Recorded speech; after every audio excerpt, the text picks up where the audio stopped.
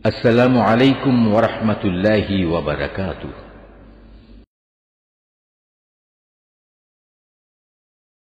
أعوذ بالله من الشيطان الرجيم. بسم الله الرحمن الرحيم. اقرأ باسم ربك الذي خلق. خلق الإنسان من علق. اقرأ وربك الأكرم. الذي علم بالقلم. علم الإنسان ما لم يعلم. كلا إن الإنسان ليطغى أن رآه استغنى. إن إلى ربك الرجعى. أرأيت الذي ينهى عبدا إذا صلى. أرأيت إن كان على الهدى أو أمر بالتقوى. أرأيت إن كذب وتولى. ألم يعلم بأن الله يرى. كلا لئن لم ينته لنسفعا بالناصية. ناصية كاذبة خاطئة. فليدع ناديه. سندع الزبانية. كلا لا تطعه واسجد واقترب.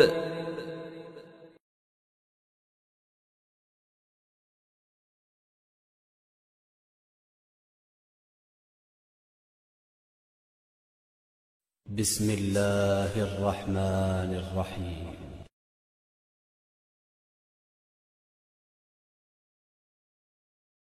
السلام عليكم ورحمة الله وبركاته. الحمد لله رب العالمين والصلاة والسلام على أشرف الأنبياء والمرسلين نبينا محمد وعلى آله وصحبه أجمعين. أما بعد، أعوذ بالله من الشيطان الرجيم. بسم الله الرحمن الرحيم. ولقد يسرنا القرآن للذكر فهل من مدكر. وقال النبي عليه الصلاة والسلام خيركم من تعلم القرآن وعلمه. رواه মুসলিম। আজকে আমরা আপনাদেরকে ডিজিটাল পদ্ধতিতে 1 ঘন্টায় কোরআন শিক্ষার যে সহজ নিয়ম পদ্ধতি তার উপহার দেওয়ার জন্য আমরা আজকে স্টুডিওতে হাজির হয়েছি। আমরা প্রথমেই মহান রব্বুল আলামিনের কাছে এই আশা এই দোয়া করি যে আমাদের ডিজিটাল পদ্ধতিতে কোরআন শিক্ষার যে 1 ঘন্টায় সহজ পদ্ধতি এবং এর যে বই আমরা ইতিমধ্যে আমাদের হাতে এসে গেছে, আমরা সংগ্রহ করে ঘরে বসে কোরআন শিখব, শিখাবো, এই মহান লক্ষ্য উদ্দেশ্যকে সামনে করে আজকে আমরা আপনাদের জন্যে যে উপহার দেওয়ার জন্যে স্টুডিওতে উপস্থিত হয়েছি। আশা করি মহান রব্বুল আলামিন আমাদের এই মহান লক্ষ্য এবং উদ্দেশ্য পর্যন্ত পৌঁছার জন্যে সার্বিক তৌফিক তিনি আমাদেরকে দান করবেন। এই আয়োজনে যারা আমাদের সাথে আছেন, মহান রব্বুল আলামিনের শুকরিয়া ও কৃতজ্ঞতা প্রকাশ করার পরে অতঃপর সবাইকে আমাদের কৃতজ্ঞতা জানিয়ে শুরু করছি। আসুন, মহাগ্রন্থ আল কোরআন মহান রব্বুল আলামিনের পক্ষ থেকে আমাদের জন্য একটি পবিত্র আমানত, মহা আমানত। সূরা আহজাবের 72 নম্বর আয়াতে আল্লাহ রব্বুল আলামিন আমাদেরকে জানিয়ে দিচ্ছেন, ইন্না আরাদনাল আমানাতা আলাস সামাওয়াতি ওয়াল আরদি ওয়াল জিবাল فأبين أن يحملنها وأشفقن منها وحملها الإنسان إنه كان ظلوما جهولا। এখানে আমানতের অর্থ কোন কোন মুফাসসিরিনগণের কাছে আল কোরআনুল কারীমকে বোঝানো হয়েছে। মহান রব্বুল আলামিন মহাগ্রন্থ আল কোরআনের আমানত আসমান, জমিন, পাহাড়, পর্বতের কাছে পেশ করলেন। তারা প্রশ্ন করল মহান আল্লাহ আমরা এই আমানত রক্ষা করলে আমাদের উপকার কি, আর রক্ষা না করলে ক্ষতি কি? মহান আল্লাহ জানিয়ে দিলেন, এই আমানতে রক্ষা করলে তোমরা মহা পুরস্কৃত হবে, আর খেয়ানত করলে তোমাদেরকে শাস্তি ভোগ করতে হবে। সবাই অপারগতা স্বীকার করল। বাবা আদমকে আল্লাহ রাব্বুল আলামিন জান্নাতে তৈরি করে রেখে দিয়েছিলেন। এই মুহূর্তে আল্লাহ রাব্বুল আলামিন আদম আলাইহিস সালামের কাছে মহাগ্রন্থ আল কোরআনের আমানত পেশ করলেন। বাবা আদম একই প্রশ্ন করলেন, উত্তরে আল্লাহ বললেন, আমানতে রক্ষা করলে, এর দাবি পূর্ণ করলে মহা পুরস্কৃত হবে, আর খেয়ানত করলে শাস্তিযোগ্য পাপ হবে। বাবা আদম সন্তানদের ভবিষ্যৎ কথা ভেবে, যারা সজাগ, যারা সচেতন, যারা সত্যি সন্তানের কল্যাণ ও মঙ্গল চায়, এমন বাবা ভবিষ্যতের কথা সবসময় ভাবে। মহান আল্লাহ রাব্বুল আলামিনের এই প্রস্তাব বাবা আদম আলাইহিস সালাম গ্রহণ করলেন। ওয়াহামালাহাল ইনসান, ইনসান বলতে এখানে আদম আলাইহিস সালামকে বোঝানো হয়েছে এই মুফাসসিরদের মতে।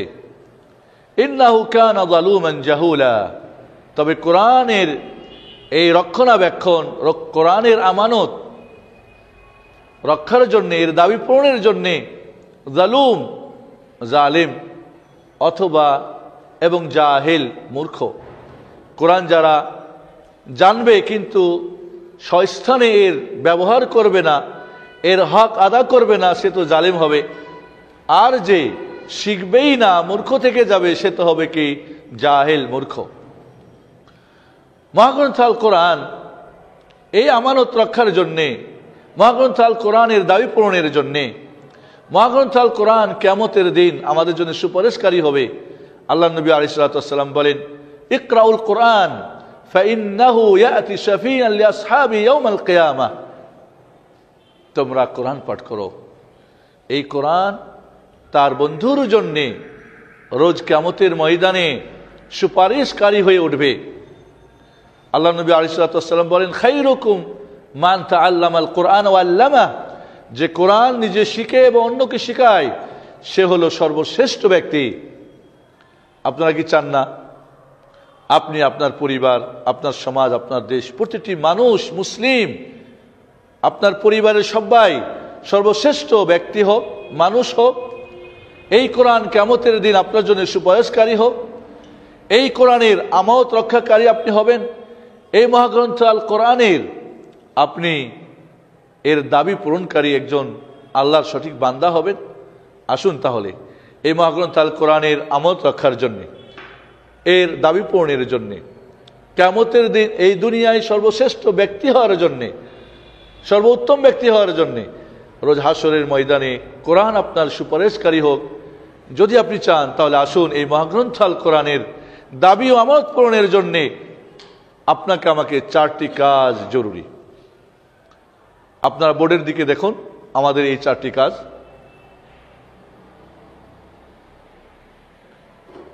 এই 4টি দাবি, 1 নম্বর দাবি হলো আমানত রক্ষার জন্য কাজ হলো কোরআনকে বিশুদ্ধভাবে তেলাওয়াত শিখে দৈনিক পাঠ করা।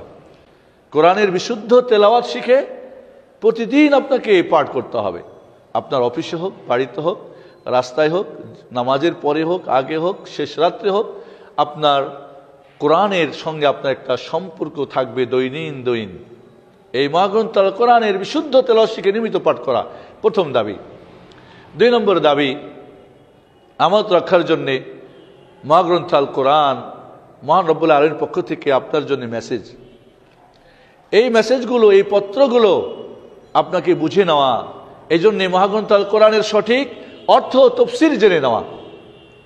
আজ বাজারে বহু ধরনের তফসির অর্থ আছে, এগুলি পরিহার করে যেই অর্থ, যেই তফসির মুহাম্মদুর রাসূলুল্লাহ সাল্লাল্লাহু আলাইহি ওয়াসাল্লাম জেনেছিলেন, বুঝেছিলেন, তার সাহাবায়ে কেরাম, তাবিঈরা বুঝেছিলেন, সেই বুঝটা, সেই অর্থটা, সেই তফসিরটা আমাদের জানতে হবে। 3 নম্বর, কোরআনের দাবি পূরণের জন্য, আমানত রক্ষার জন্যে মহাগ্রন্থ আল কোরআনের যখন আপনি অর্থ জানলেন, আমল করা। A to Z প্রতিটি ক্ষেত্রে, বিভাগে, অবস্থাতে মহাগ্রন্থ আল কোরআনের যত আদেশ আপনার জীবনে বাস্তবায়ন করা, যত নিষেধ সব পরিত্যাগ করা, কোরআন দিয়ে জীবন গড়া, কোরআন আপনার জীবন বানিয়ে নেওয়া, তাহলে এটা সর্ব অবস্থায় ব্যক্তি, পরিবার, সমাজ, রাষ্ট্র, অর্থনীতি, সমাজনীতি, পৌরনীতি, আপনার যে কোনো নীতি, সমরনীতি, রাজনীতি, সব জায়গাতে এই কোরআনের অর্থ যে আমল এটা করা। 4 নম্বর দাবি হলো আপনি বিশুদ্ধ তেলাওয়াত শিখে নিয়মিত পাঠ করেন, সঠিক অর্থ তফসির জেনেছেন, আমল করেন। এবার যারা পড়তে পারে না তাদের কাছে, যারা অর্থ জানে না, আমল করে না, তাদের কাছে এই কোরআনের দাওয়াত পৌঁছে দেওয়া, তাদেরকে এই কোরআনের দিকে আহ্বান করা, যারা এই কোরআন জানে না তাদের কাছে এই কোরআন পৌঁছে দেওয়া। এখন বর্তমান টেকনোলজির যুগে বহু ধরনের মিডিয়া, বহু ধরনের পদ্ধতি, মাধ্যম আমাদের কাছে, এই সবগুলোকে আমরা ব্যবহার করে উপযুক্ত টেকনোলজি সেটা যেভাবেই হোক বা যে ধরনের গ্রুপ, সব ধরনের গ্রুপের কাছে এই কোরআনের দাওয়াত ও তাবলীগ পৌঁছে দেওয়া। এই 4টা কাজ যদি করতে পারি, মহাগ্রন্থ আল কোরআনের আমানত রক্ষাকারী হব, এর দাবি পূরণকারী হব, সর্বশ্রেষ্ঠ ব্যক্তি হব, এবং কিয়ামতের দিনে এই কোরআন আমার সুপারিশকারী হয়ে যাবে। আসুন, মহাগ্রন্থ আল কোরআনের প্রথম দাবি, প্রথম যে অধিকার, সেটি হলো কি? মহাগ্রন্থ আল কোরআনের বিশুদ্ধ তেলাওয়াত শিখা, নিয়মিত পাঠ করা। এই বিশুদ্ধ তেলাওয়াত শিখার জন্যে মাত্র 4টি কাজ আপনাকে করতে হবে। আপনারা আমাদের বোর্ডের দিকে খেয়াল করুন। আপনারা দেখতে পাচ্ছেন যে 4টি কাজ করলে আপনি বিশুদ্ধ তেলাওয়াত শিখবেন, এবং অত্যন্ত সহজে। এখানে মনে রাখতে হবে, কোরআনের বিশুদ্ধ তেলাওয়াত শিখার জন্যে আমাদের দেশীয় বিভিন্ন পদ্ধতি অবলম্বন করা হয়, বিভিন্ন বইপত্র আমাদের পাওয়া যায়, তবে আমাদের পদ্ধতিটা সম্পূর্ণ ভিন্ন। এটা ডিজিটাল পদ্ধতি এবং বাংলা এবং অ্যারাবিক নিয়মে। কারণ আমাদের দেশের যে নিয়ম কোরআন শিক্ষার, সেটা হলো কি উর্দু এবং ফার্সি নিয়মের। আমরা যেহেতু উর্দুও না ফার্সিও না, উর্দু তো হলো পাকিস্তান, ফার্সি হলো কোথায়? ইরান। এই দুটোই আমাদের ভাষা নয়, আমাদের ভাষা বাংলা। জাতি হিসাবে এর আগে আমি মুসলিম, সেই ভাষা হলো আরবিক, আর মহাগ্রন্থ আল কোরআন আরবি ভাষায়। এই জন্য আপনাদের জন্য আমরা একটা উপহারও, আমরা সিডির সাথে একটা বইও দিব। আপনারা দেখতে পাচ্ছেন আমাদের কাছে যে কোরআন শিক্ষার সহজ পদ্ধতি, কোরআন শিক্ষার ডিজিটাল পদ্ধতির এই বইটি আপনাদের যদি কাছে থাকে, তাহলে আপনারা দেখতে পাচ্ছেন এই বইটা আমাদের ছেপে গেছে ইতিমধ্যে, আলহামদুলিল্লাহ। আর এই সিডিটা আপনাদের কাছে থাকে, আপনি ঘরে বসেই কোরআন শিখবেন, কোনো ওস্তাদের কাছে যেতে হবে না।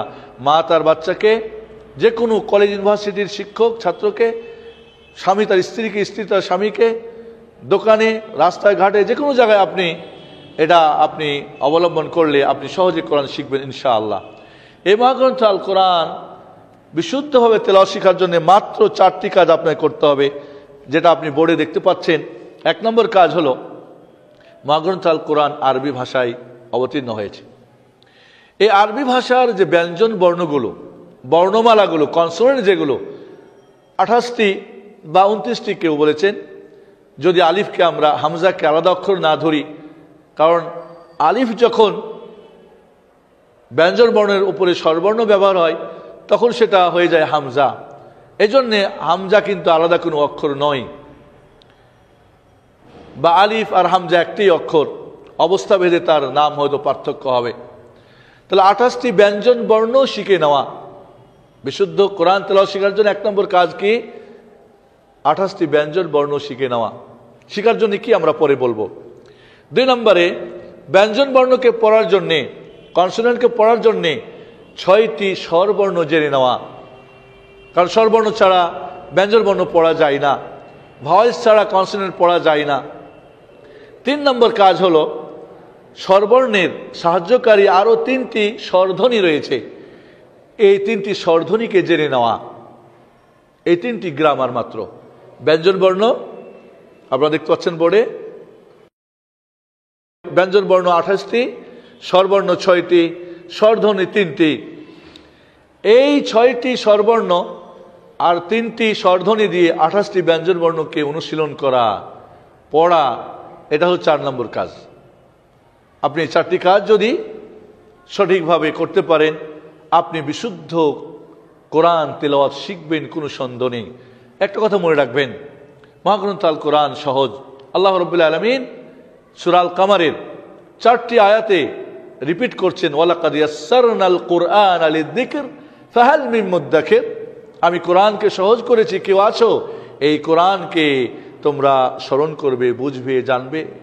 কোরআনের ওই যে 4টি দাবি পূরণের জন্য তোমরা কেউ আছো? আল্লাহ রাব্বুল আলামিন সূরা আল কামারের 17 নম্বর আয়াত, 22 নম্বর আয়াত, 32 নম্বর আয়াত, 40 নম্বর আয়াত, এই 4টি জায়গাতে আল্লাহ রাব্বুল আলামিন একই রিপিট করলেন, কোরআন সহজ, কে আছো এই কোরআনকে তোমরা বুঝবে, জানবে।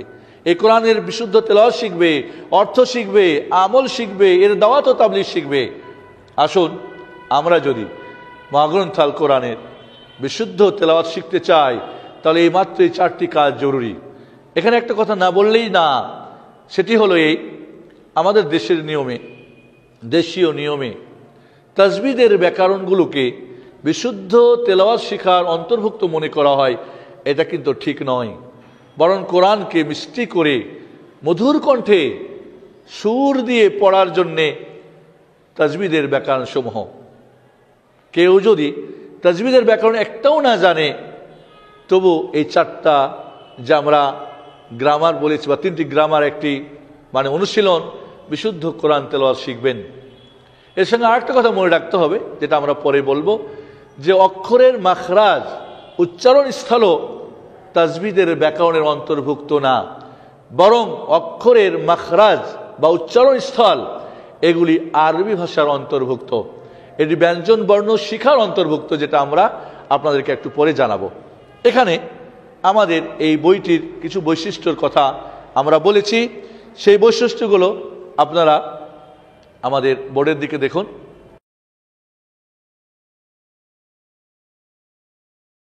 এখানে আমরা আমাদের বইটির 9টি বৈশিষ্ট্যের কথা বলেছি, আপনারা আশা করি পড়ে নেবেন। এখানে আমরা বইটিকে পড়ানোর জন্যে 13টি পরামর্শ দিয়েছি, যারা এই বইটি পড়বেন, পড়াবেন। এই বইটি যারা পড়বেন অথবা পড়াবেন, তার জন্য এখানে আমাদের 13টি পরামর্শ দেওয়া রয়েছে। আপনারা এই পরামর্শগুলি ভালো করে বুঝে নিয়ে পড়া স্টার্ট করবেন বা পড়ানো শুরু করবেন। তাহলে আমরা কিছুক্ষণের জন্য বিরতি নিচ্ছি। আমরা আপনাদেরকে যে গ্রামারের কথা বলেছি, ব্যঞ্জন বর্ণ, স্বরবর্ণ, স্বরধ্বনি, এগুলো আমরা আপনাদেরকে উপহার দেব। আমাদের সঙ্গে থাকুন, ভালো থাকুন, সুন্দর থাকুন।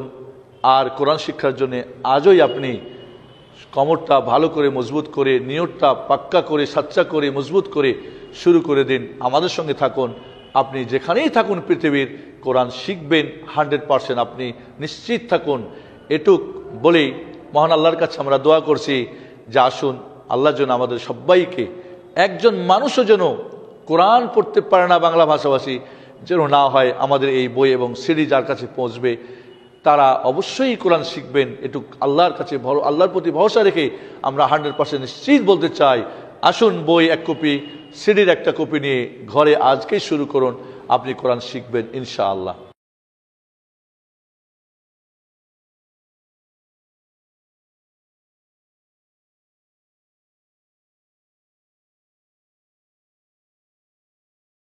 বিসমিল্লাহির রহমানির রহিম।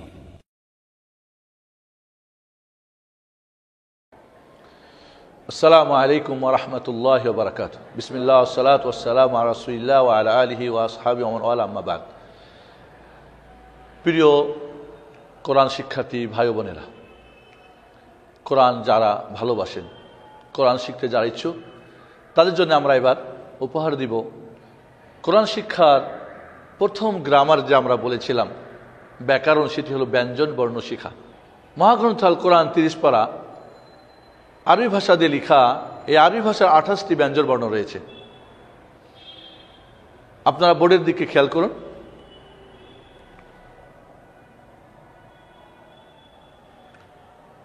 বোর্ডে আপনারা দেখতে পাচ্ছেন আরবি বর্ণমালা বা কনসোনেন্ট 28টি।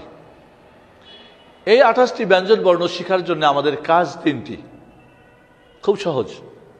আগে আমরা বলেছি মহান আল্লাহ বলছেন কোরআন সহজ। পৃথিবীর কেউ যদি বলে কোরআন শিক্ষা কঠিন, তাহলে এটা আমরা কখনোই মেনে নেব না। মাত্র 3টি কাজ ব্যঞ্জন বর্ণ শেখার জন্য। প্রথম কাজটি হচ্ছে এই অক্ষরগুলির সঠিক নাম জেনে নেওয়া এবং আরবি নাম। আগেই বলেছি উর্দু ফার্সি আমাদের দেশের নিয়মে চলে, উর্দু ফার্সি না, বরং আমরা আরবি নাম এবং সঠিক নামগুলি জেনে নেব। আমি আপনাদেরকে আরবির সঠিক নাম পড়ে দিচ্ছি, আপনারা আমার সঙ্গে অনুশীলন করুন। আপনারা বোর্ডে দেখছেন অক্ষরগুলি, আমার সঙ্গে পড়ুন। প্রথমে আপনার সঙ্গে আমার কিছু কন্টাক্ট আছে। মাতৃভাষা বাংলা যেভাবে আপনি বলেন, খুব নর্মাল স্বাভাবিক, ঠিক এইভাবেই বলবেন। আপনার মুখ, ঠোঁট, নাক, চোখ, জিহ্বা, কণ্ঠনালী সব কিছুকে নর্মাল স্বাভাবিক রেখে আমার সঙ্গে বলবেন, কখনই শক্ত করবেন না। এবার আমার সঙ্গে তাহলে আপনারা পড়ুন। আলিফ, বা, তা, সা, জিম, হা, খ, দাল, জাল, র, জাই, সিন, শিন, صاد ضاد طا ظا عين غين فا قاف كاف لام ميم نون হা ওয়াও ইয়া। এই হলো আরবি ব্যঞ্জন বর্ণ বা আরবি বর্ণমালার সঠিক আরবি নাম। আবারও একবার আমি বলে দিই আপনাদের, আবার আমার সঙ্গে আপনারা বলুন। আলিফ, বা, তা, সা, জিম, হা, খ, দাল, জাল, র, জাই, সিন, শিন, صاد ضاد طا ظا عين غين فا قاف كاف لام ميم نون হা ওয়াও ইয়া। 1 নম্বর কাজ আরবি অক্ষরগুলির নাম জেনে নেওয়া। ইতিমধ্যে আপনাদেরকে আমরা সঠিক নামগুলি বলার চেষ্টা করেছি, আশা করি আপনি এইভাবে অনুশীলন করবেন বারবার। 2 নম্বর যে কাজটি এই ব্যঞ্জন বর্ণ শেখার জন্য, সেটি হলো সঠিক উচ্চারণ। সঠিক উচ্চারণ শেখার জন্য একটা কথা আমাদের না বললেই না। আমাদের দেশীয় নিয়মে করে কি আগে অক্ষরের মাখরাজ শেখায়, কোনটা অক্ষর কোথা থেকে বের হবে। এই মাখরাজ শেখানোর পরে অক্ষরের উচ্চারণ সঠিক শেখায়। এটা সম্পূর্ণ একটা ভুল পদ্ধতি।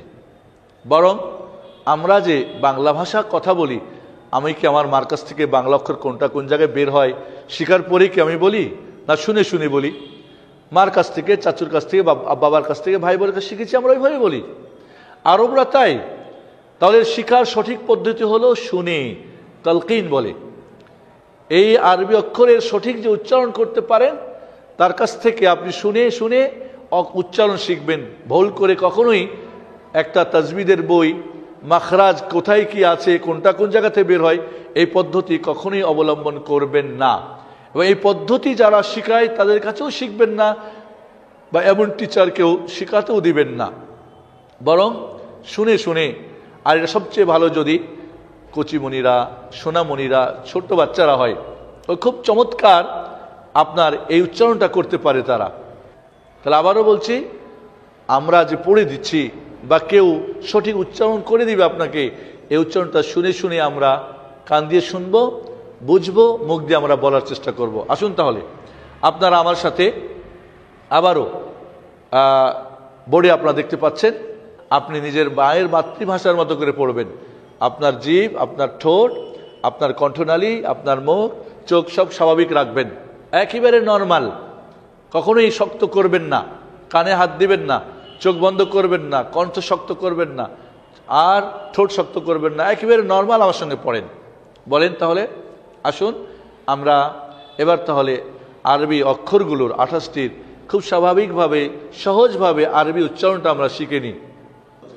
আলিফ, বা, তা, সা, জিম, হা, খ, দাল, জাল, র, জাই, সিন, শিন, صاد ضاد طا ظا عين غين فا قاف كاف لام ميم نون হা ওয়াও ইয়া।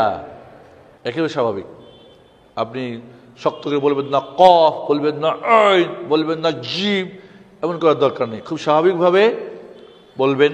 3টি কাজ একসঙ্গে আমাদের করতে হবে। আপনি শুনেন, বুঝেন, মুখ দিয়ে বলেন। জি, খুব স্বাভাবিকভাবে, নর্মালভাবে।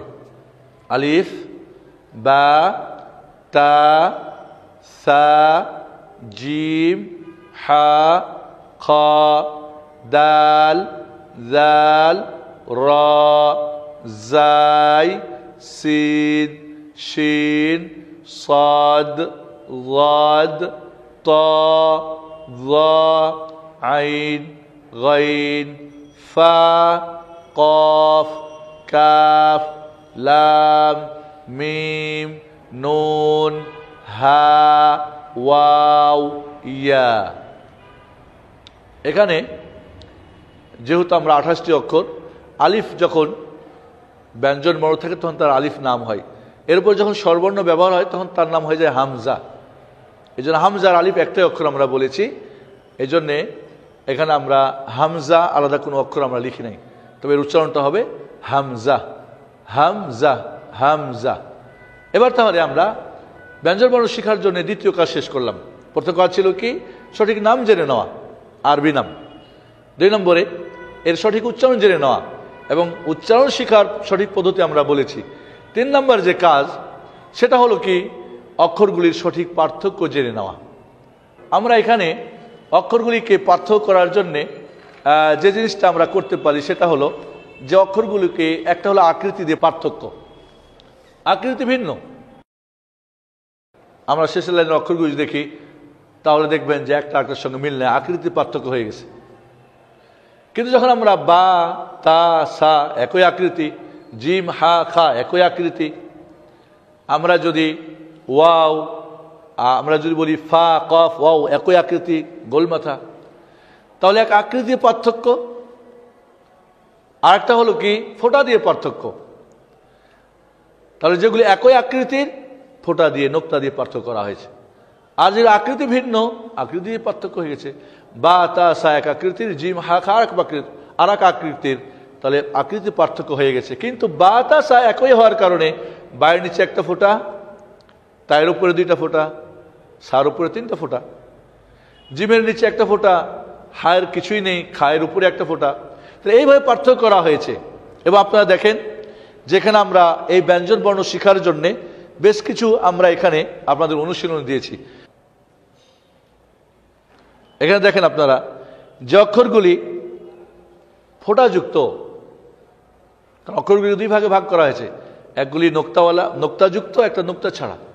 তাহলে নোক্তাযুক্ত অক্ষরগুলি দেখেন আপনি বোর্ডের মধ্যে দেখতে পাচ্ছেন যে এককভাবে হলে কেমন হয়। বা, তা 2 প্রকার হয়, সা, জিম, তারপরে আপনার খা, জাল, জাই, শিন, যাদ, যা, গাইন, ফা, কফ, নুন, ইয়া। আবার অক্ষরগুলি দেখেন যে একসঙ্গে হলে কিভাবে ফোঁটাগুলি আসে, আলাদা হলে কিভাবে আসে, একসঙ্গে কি আসে আপনার বোর্ডে দেখতে পাচ্ছেন। আবার আমরা আবারও বোর্ডের দিকে দেখুন, আপনারা দেখতে পাচ্ছেন যে ফোঁটাওয়ালা নোক্তাওয়ালা অক্ষরগুলিকে অন্যভাবে আবার আমরা দেখিয়েছি আপনাদেরকে। দেখেন, বা, নুন, ফা, গাইন, জিম, খা, জাল, জাই, যদ, য, তা, ইয়া, কফ, সা, শিন। আপনারা দেখেন এইভাবে পার্থক্য। আবার আপনারা বোর্ডের দিকে দেখুন যে অক্ষরগুলি নোক্তাবিহীন, নোক্তা ছাড়া, সে অক্ষরগুলো আমরা দেখি বোর্ডে। দেখেন, আমরা বোর্ডের দিকে দেখতে পাচ্ছি, এখানে আমরা নোক্তা ছাড়া অক্ষরগুলি দেখতে পাচ্ছি। জালিফ, হা, দাল, র, সিন, সদ, ত, আইন, কাফ, লাম, মিম, হা, ওয়াও, হামজা, ইয়া। দেখতে পাচ্ছেন যে এক আলাদা হলে কিভাবে হয়, একসঙ্গে যদি মিলিয়ে লেখা হয় তাহলে অক্ষরগুলো কিভাবে আসে। এবার এই পর্যন্ত যখন আপনি অক্ষরগুলি পড়বেন, জানবেন, এরপরে খালি ঘর পূরণ করুন। এখানে আমাদের খালি ঘর পূরণ করার জন্য দেওয়া হয়েছে। আমরা বোর্ডের দিকে দেখতেছি যেখানে অক্ষর আমরা কিছু অক্ষর রেখেছি, কিছু অক্ষর উঠিয়ে ফেলেছি। তাই খালি ঘর পূরণ করুন। যদি আপনি বা একটা বাচ্চা খালি ঘর পূরণ করতে পারেন তাহলে বুঝতে হবে অক্ষরগুলি আপনার এবার মুখস্থ হয়ে গেছে, মেমোরাইজ হয়ে গেছে। এভাবে আমরা এবার যেহেতু অক্ষরগুলো দুই প্রকার, একটা নোক্তাযুক্ত আর একটা নোক্তা ছাড়া, কোনোটার নোক্তা 1, কোনোটার 2, কোনোটার 3, কোনোটার উপরে, কোনোটার নিচে। এবার আপনারা দেখতে পাচ্ছেন, আবার বোর্ডের দিকে দেখুন, আমাদের বোর্ডের দিকে দেখতে পাচ্ছেন যেখানে সমস্ত অক্ষরগুলি নোক্তা ছাড়া, আলাদা করে এবং একসাথে। এবার এখানে আপনি নোক্তা বসান, আপনি বা আপনার ছেলে বা মেয়ে বা আপনার স্টুডেন্ট যখন নোক্তা বসাতে পারবে, যে অক্ষরগুলি নোক্তা এবং কারেক্ট হবে, তখন বুঝতে হবে এবার অক্ষর শিখেছে, নোক্তা পার্থক্য শিখে ফেলেছে অক্ষরগুলোর। 3 নম্বর কাজটা ছিল কি, পার্থক্য শেখা। এবার আপনি আবার আমাদের বোর্ডের দিকে দেখুন, দেখতে পাচ্ছেন এখানে আমাদের যে এবার আরবি অক্ষর পুরোটা ক্রমানুসারে তরতিব করে আলিফ থেকে ইয়া পর্যন্ত লিখতে হবে। যদি আপনি বা আপনার সন্তান বা আপনার স্টুডেন্ট এবার আলিফ থেকে ইয়া পর্যন্ত বিশুদ্ধভাবে লিখে ফেলতে পারে, তাহলে বুঝতে হবে এবার আরবি অক্ষর ব্যঞ্জন বর্ণ পুরোটাই শিখে ফেলেছে। এবার আমরা আপনাদেরকে কোরআনের সূরা আল ফাত, সূরা আল ফাত, এই সূরার 29 নম্বর আয়াতটা আপনার বোর্ডের দিকে লক্ষ্য করুন। এখানে এবার আপনি বা আপনার বাচ্চা বা আপনার স্টুডেন্ট ছাত্রকে, কোরআন শিক্ষার্থীকে এবার বলুন এই সূরা আল ফাতহের প্রথম থেকে শেষ পর্যন্ত আরবি ব্যঞ্জন বর্ণ 28টি তুমি কি করো, বের করো। এখানে ঘর দেওয়া আছে, আপনারা দেখতে পাচ্ছেন নিচে। এই ঘরের প্রথমে আপনি কিভাবে বের করতে হবে, আলিফ বের করবে, আলিফ বের করে ওর নিচে 1 লিখবে পেন্সিল দিয়ে, 1 নম্বর ঘরে আলিফ বসাবে। বা বাইর করবে, তালাশ করবে কোথায় বা আছে, বা বের করে ওর নিচে 2 লিখবে, দেখে 2 নম্বর ঘরে বসাবে। এইভাবে 28টি অক্ষর ইয়া পর্যন্ত, ইয়াতে 28 নম্বর বসবে। সিরিয়ালে 28টি অক্ষর চিহ্নিত করে 28টি ঘরে বসাবে।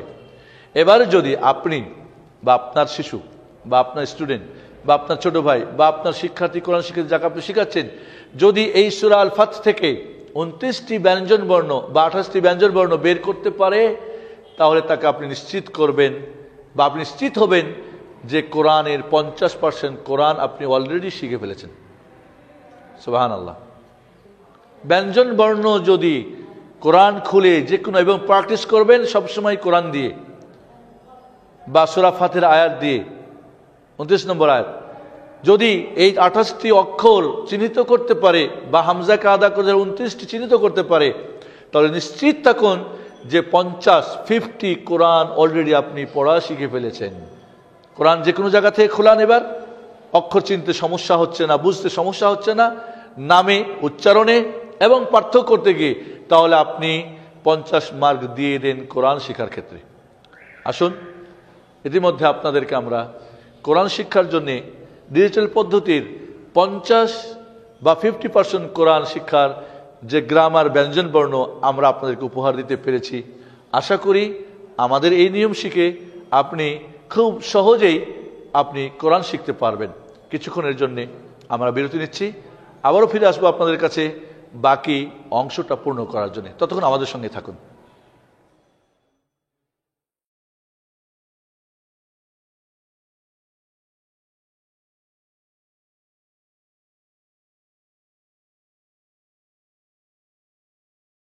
بسم الله الرحمن الرحيم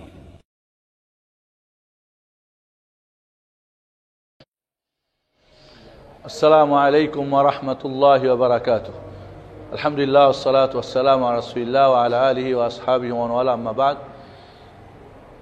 প্রিয় কোরআন শিক্ষার্থী ভাই বোনেরা, সোনামণিরা, এবার আমরা আপনাদের জন্য ইতিমধ্যে ব্যঞ্জনবর্ণ কিভাবে শিখবেন এর পদ্ধতি আমরা বলেছি এবং বলেছিলাম যে 50% কোরআন 50% কোরআন শিক্ষার জন্যে যে গ্রামার সেটা হলো ব্যঞ্জনবর্ণ।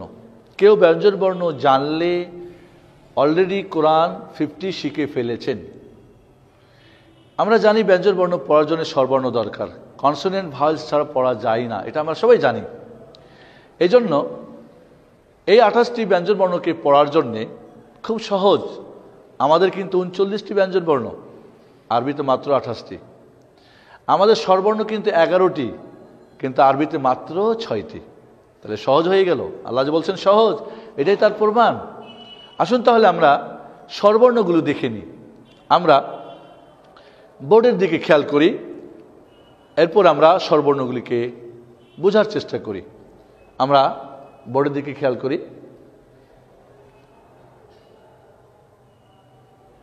আপনারা বোর্ডে দেখতে পাচ্ছেন যে ব্যঞ্জনবর্ণকে পড়ার জন্য যে স্বরবর্ণ, এটাকে দুই ভাগে ভাগ করা হয়েছে।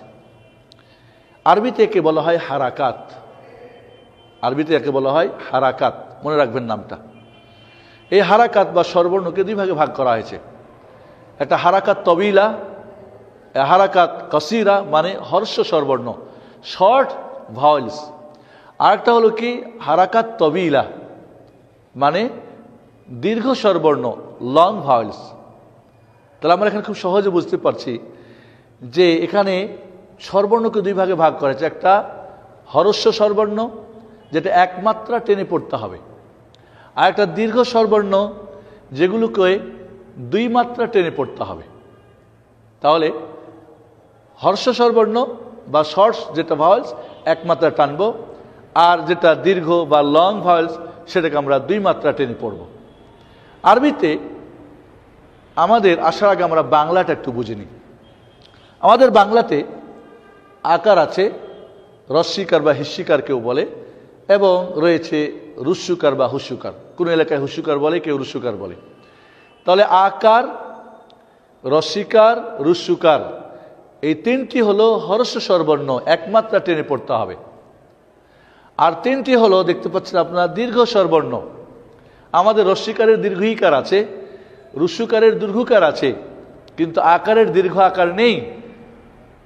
কিন্তু আরবিতে আকারের দীর্ঘ আকারও আছে। তাহলে দীর্ঘ স্বরবর্ণ আমরা এখানে দেখতে পাচ্ছি তিনটি। একটা হলো দীর্ঘ আকার, দীর্ঘইকার, দীর্ঘকার। তাহলে চমৎকার, খুব সহজে আমরা বুঝিনি যে আকার, রস্যিকার, রুস্যুকার হর্ষ স্বরবর্ণ একমাত্রা টেনে পড়তে হবে। আর তিনটি দীর্ঘ স্বরবর্ণ, দীর্ঘ আকার, দীর্ঘইকার, দীর্ঘকার।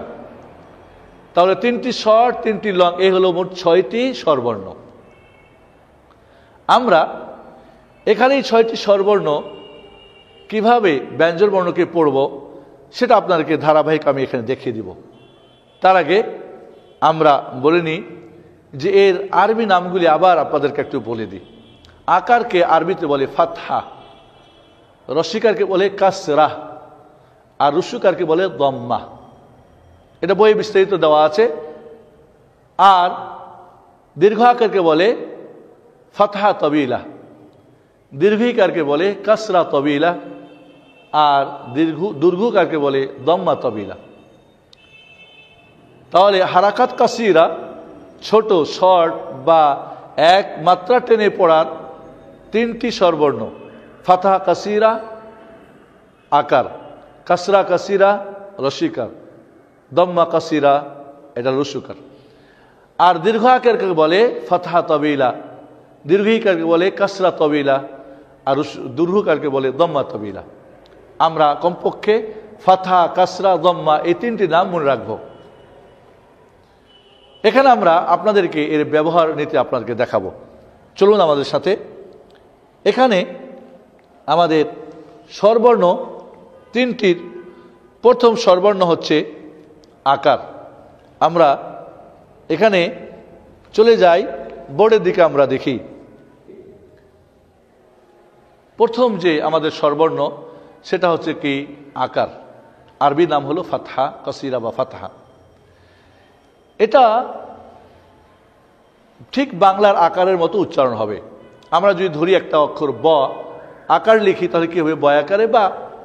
যদি ধরি আমরা একটা অক্ষর দন্তান্ন তাহলে দন্তান্ন আকারে না। ঠিক এইভাবে প্রত্যেকটা আরবি অক্ষরে আমরা যে আকার, এই আরবি আকারটা হবে কি উপরে একটা টান।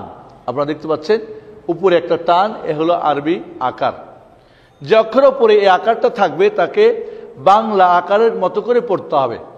তবে কিছু অক্ষর আছে 7টা ইস্তিয়ালার অক্ষর, খুসা, জগতিন, কিজ এবং র, কিছু অবস্থাতে একে আপনার একটু গোল করে পড়ার জন্যে আকার ছাড়াই লেখা হবে।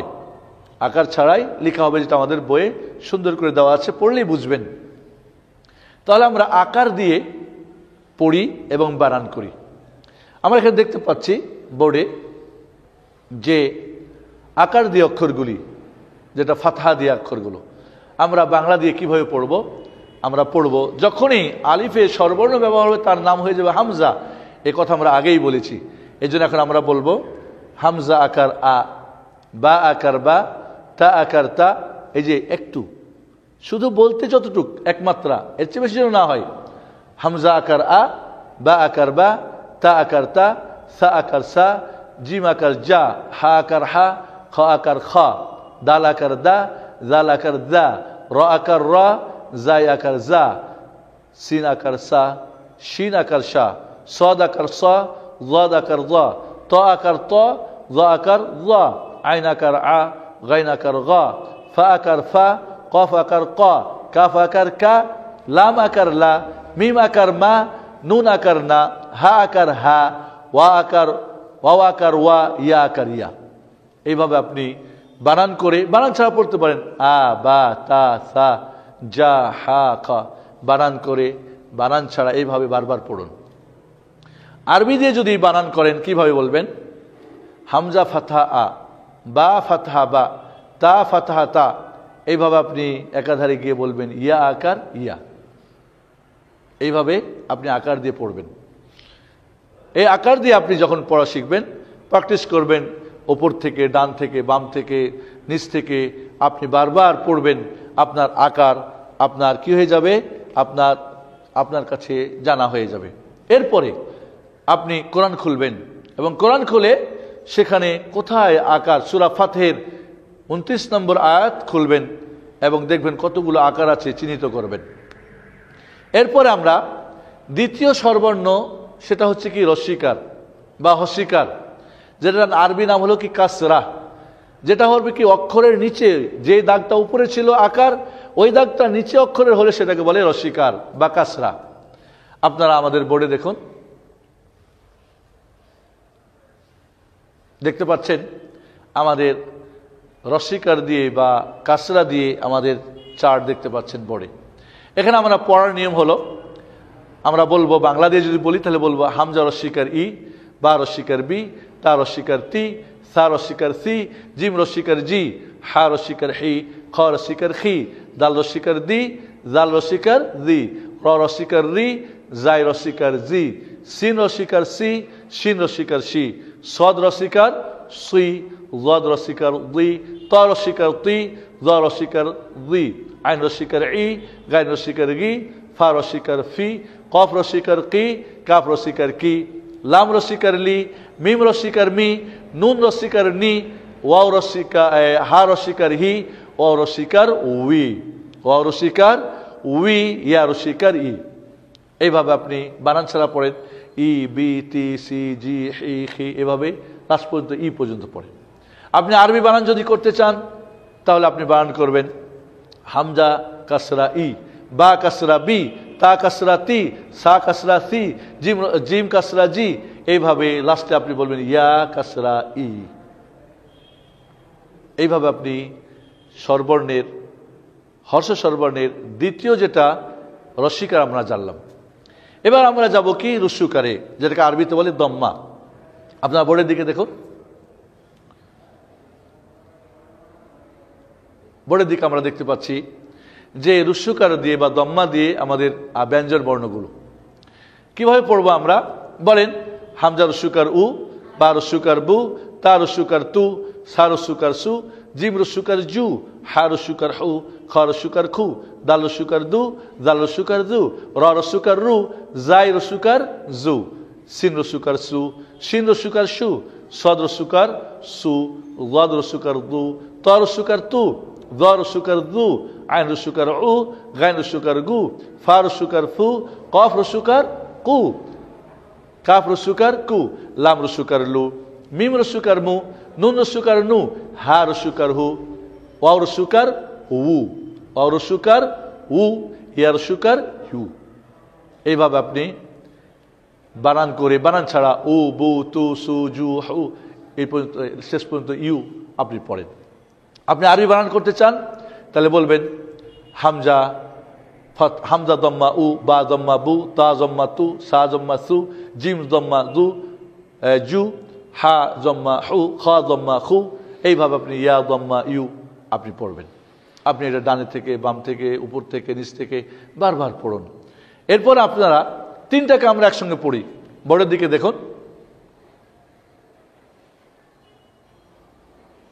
আমরা দেখতে পাচ্ছি এখানে যে আকার, রস্যিকার, রুস্যুকার, ফাতহা, কাসরা, দম্মা একই সঙ্গে দেওয়া রয়েছে। হামজা আকার আ, হামজা রস্যিকার ই, হামজা রস্যিকার উ, আ ই উ, বা আকার বা, বা রস্যিকার বি, বা রস্যিকার বু, বা বি বু, তাতি তু, সাসি সু, জাজি জু, হা হি হু।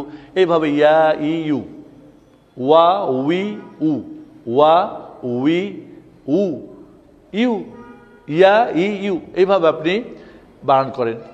আপনি আরবিতে বানান করবেন হামজা ফাতা আ, হামজা কাসরা ই, হামজা কি বলে হামজা দম্মা উ, আ ই উ, বা ফাতাহা বা, বা কাসরা বি, বা দম্মা বু, বা বি বু, তাতি তু, সাসি সু। এইভাবে আপনি ওয়া উই উ, ইয়া ই ইউ লাস্ট পর্যন্ত পড়েন। এবার আপনি সূরা ফাতহ 29 নম্বর আয়াত আপনি এবার খোলেন। এখানে আকার, রস্যিকা, রুস্যুকার বা ফাতহা, কাসরা, দম্মা নির্দিষ্ট করুন কোনগুলো। যদি করতে পারেন তাহলে আপনি আরো 10 মার্ক যোগ করেন। আগে ছিল 50 ব্যঞ্জন বর্ণে, স্বরবর্ণ 3টা, শর্ট স্বরবর্ণ যদি শিখেন তাহলে আর 10 মার্ক অ্যাড করেন, তাহলে এবার আপনার 60 মার্ক কোরআন পড়ার এবার আমরা নিয়ম জেনে ফেলেছি। এবার আমরা আগেই বলেছিলাম যে স্বরবর্ণ 2 প্রকার, শর্ট আর লং। শর্ট 3টা শেষ, এবার লং 3টা হলো কি বলেছিলাম। এবার আমাদের লং 3টা ছিল কি দীর্ঘ আকার, দীর্ঘ ইকার, দীর্ঘকার। এবার আমরা বোর্ডের দিকে দেখি। তার আগে বলবো খুব সহজ একটা ব্যাকরণ মনে রাখতে হবে। আকারকে দীর্ঘ আকার বানাতে হলে একটা শুধু আকারের সঙ্গে আলিফ যোগ হবে। এই আলিফটা লম্বা হতে পারে, আবার ছোট আকার হতে পারে, ছোট করে আলিফটা হতে পারে। যদি আকারের সঙ্গে কোনো অক্ষরে আকার থাকে এবং এরপর একটা আলিফ থাকে, মাদের আলিফ, তাহলে সেটা দীর্ঘ আকার হয়ে যাবে। যদি রস্যিকার থাকে, কাসরা থাকে, এর সঙ্গে মাদের ইয়া থাকে, তাহলে সেটা হয়ে যাবে দীর্ঘ ইকার। চমৎকার ব্যাকরণ। যদি রুস্যুকার থাকে কোনো অক্ষরের উপরে এবং এর সঙ্গে মাদের ওয়াও থাকে, তাহলে সেটা হয়ে যাবে দীর্ঘকার। দীর্ঘ আকার বানানোর জন্য আকারের সঙ্গে আলিফ যোগ করতে হবে, যোগ হলেই দীর্ঘ আকার। দীর্ঘ ইকার বানানোর জন্য রস্যিকারের সঙ্গে মাদের ইয়া যোগ হতে হবে, আর দীর্ঘকার বানাবের জন্য মাদের ওয়াও যোগ হতে হবে। মাদের ওয়াও আলিফ বলা হয় যে ওয়াও আলিফটা কি থাকে, খালি থাকে।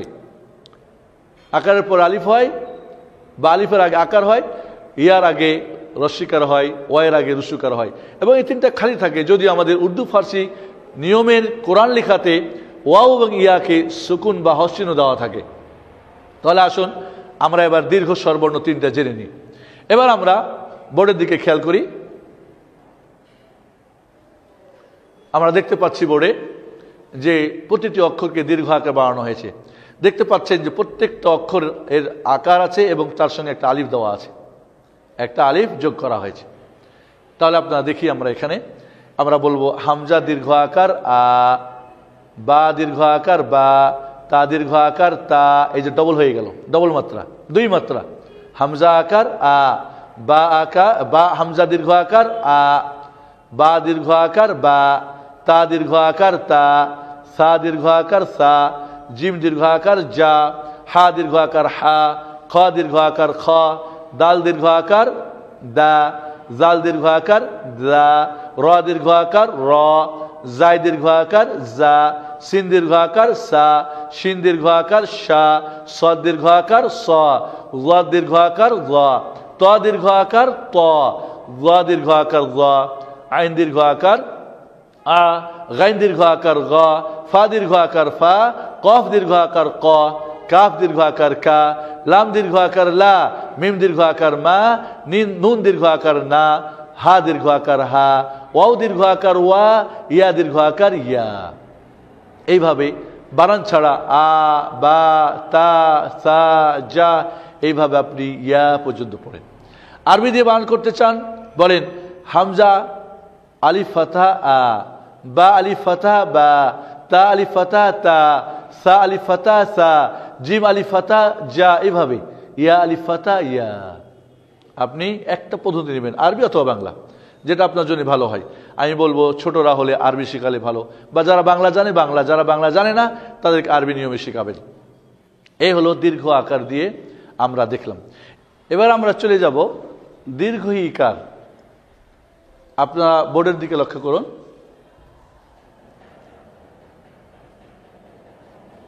দেখতে পাচ্ছেন যে আরবি 28টি ব্যঞ্জন বর্ণ দীর্ঘ ইকার করার জন্য আমরা কি ব্যাকরণ বলেছিলাম, যে রস্বীকারের সাথে কাসরার সাথে মাদের ইয়া যোগ হবে, তাহলে দীর্ঘ ইকার হয়ে যাবে। চমৎকার ব্যাকরণ একটা, যেখানে দেখবেন অক্ষরে কাসরা বা রস্বীকার আছে, এর সঙ্গে একটা মাদের ইয়া আছে, তাহলে সেটা দীর্ঘ ইকার। আমরা এখানে আপনাদেরকে পড়ে দিচ্ছি, বানান করে দিচ্ছি, এভাবে আপনারা ফলো করবেন।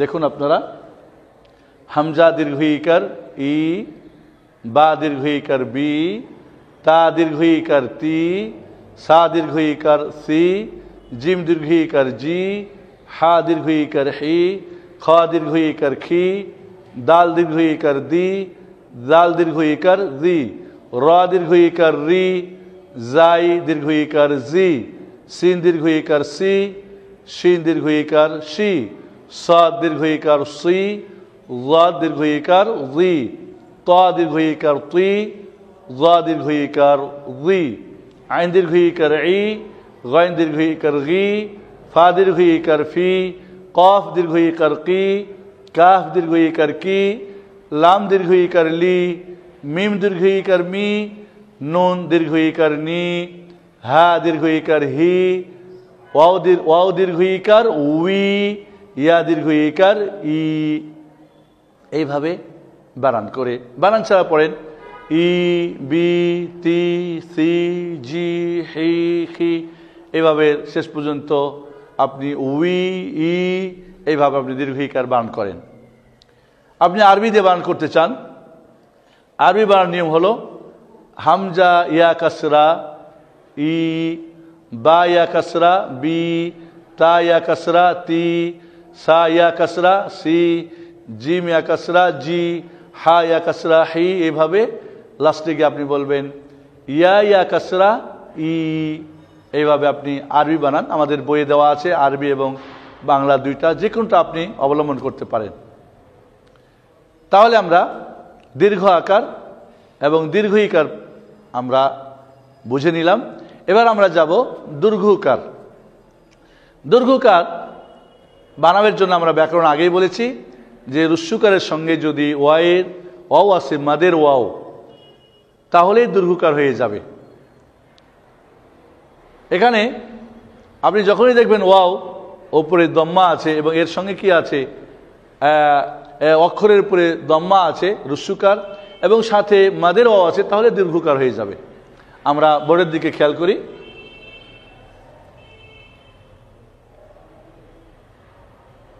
আপনারা দেখতে পাচ্ছেন যে ব্যঞ্জন বর্ণগুলো কিভাবে দীর্ঘকার বানানো হয়েছে।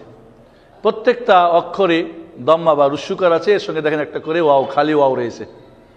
আমরা কিভাবে বানান করব, হামজা দীর্ঘকার উ, বা দীর্ঘকার বু, তা দীর্ঘকার তু, সা দীর্ঘকার সু, জিম দীর্ঘকার জু, হা দীর্ঘকার হু, খ খ দুর্ঘুকার খু, দাল দুর্ঘুকার দু, জাল দুর্ঘুকার দু, র দুর্ঘুকার রু, জাই দুর্ঘুকার জু, সিন দুর্ঘুকার সু, শিন দুর্ঘুকার সু, সাদ দুর্ঘুকার সু, জ দুর্ঘুকার জু, ত দুর্ঘুকার তু, জ দুর্ঘুকার জু, আইন দুর্ঘুকার উ, গাইন দুর্ঘুকার গু, ফা দুর্ঘুকার ফু, কফ দুর্ঘুকার কু, কাফ দুর্ঘুকার কু, লাম দুর্ঘুকার লু, মিম দুর্ঘুকার মু, নুন দুর্ঘুকার নু, হা দুর্ঘুকার হু, ওয়াও দুর্ঘুকার উ, ইয়া দুর্ঘুকার ইউ। এইভাবে আপনি বানান করে, বানান ছাড়া উ, বু, তু, সু, জু, হু, খু, এইভাবে আপনি ইয়া পর্যন্ত চলে আসেন ইউ।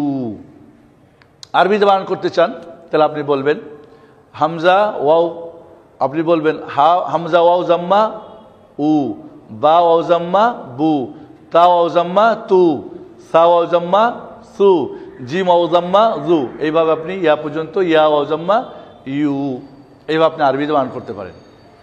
তাহলে এখানে আমরা এ পর্যন্ত ব্যঞ্জন বর্ণকে পড়ার জন্যে 6টি স্বরবর্ণ পেলাম। 3টি শর্ট হর্ষ স্বরবর্ণ, যা একমাত্র টেনে পড়তে হবে। আকার, রস্বীকার, রুস্বকার। আকারটা উপরে টান হবে, ওই টানটা নিচে হলে রস্বীকার, ওইটাই যদি গোল মাথা উপরে হয় তাহলে রুস্বকার। বাংলা আকার, রস্বীকার, রুস্বকারের মতো উচ্চারণ হবে। এখানে মনে রাখতে হবে যে কোরআনে আমাদের বাংলাতে একার আছে এবং ওকার আছে। আমাদের কোরআনের ব্যাকরণে একার এবং ওকার টোটাল থাকবে না। একার এবং ওকার উর্দু ফার্সি নিয়মে পড়া হয়, কিন্তু আরবি নিয়মে একার এবং ওকার পুরোটাই নাই, কোথাও নেই। সূরা হুদের যেখানে বিসমিল্লাহে মাজরেহা, ওখানে কিন্তু দীর্ঘ আকারকে একার পড়া হয়েছে, দীর্ঘ আকারকে একার পড়া হয়েছে। আসলে এখানে রস্বীকারকে একার পড়া হয় নাই। আসলে ছিল বিসমিল্লাহে মাজরাহা, ওটাকে মাজরে, এটাকে ইমালা বলে। আপনারা বই পড়লে জানবেন ইমালা কাকে বলে। আর দীর্ঘ স্বরবর্ণ 3টা, লং ভয়েস 3টা পেলাম, দীর্ঘ আকার, দীর্ঘ ইকার, দীর্ঘকার। এবার তাহলে শর্টে ছিল 10 মার্ক, লংয়ে হলো 10 মার্ক, এই হলো 20 মার্ক। ব্যঞ্জন বর্ণে আমরা কত দিয়েছিলাম? 50। 50 আর 10 কত? 60, 60, আরো 10 দেন 70। এর মানে এ পর্যন্ত আপনারা কোরআন শিক্ষার যে ব্যাকরণের ব্যঞ্জন বর্ণতে ছিল 50 মার্ক, আর স্বরবর্ণ 6টাতে হলো, শর্টে বা হর্ষতে 10 আর দীর্ঘতে 10, 20, এই হলো 70 মার্কের কোরআন পড়ার যে ব্যাকরণ। ইতিমধ্যে আপনাদেরকে আমরা উপহার দিতে পেরেছি। আশা করি আপনারা এই পর্যন্ত। এখন আপনার দায়িত্ব হলো সূরা ফাতিহা আবার চলে যান 29 নম্বর আয়াতে, খুলেন, খুলে এবার আপনি স্বরবর্ণ ব্যঞ্জন বর্ণ চিহ্নিত করুন। যদি আপনি স্বরবর্ণ ব্যঞ্জন বর্ণ চিহ্নিত করে পেরেছেন আগেই 50, এবার স্বরবর্ণ 6টি, শর্ট 3টি, লং 3টি চিহ্নিত করতে পারেন আপনি বা আপনার ছাত্র বা শিক্ষার্থী, তাহলে বুঝবেন 70% কোরআন অলরেডি আপনি শিখে নিয়েছেন। এবং সবসময় কোরআন দিয়ে প্র্যাকটিস করবেন। প্রথম দিনেই বাচ্চাকে কোরআন ধরিয়ে প্র্যাকটিস করবেন। আলিফ বা তা শিখেছে, বের করো আলিফ বা তা কোথায় আছে। এইভাবে আপনি আগাবেন। আশা করি পরবর্তী আমাদের যে ব্যাকরণ স্বরধ্বনি 3টি, সেটাও আমরা আপনাদেরকে উপহার দিব ইনশাআল্লাহ। আমরা কিছুক্ষণের জন্য বিরতি নিচ্ছি, আবারও ফিরে আসবো, ততক্ষণ আমাদের সঙ্গে থাকুন। ধন্যবাদ।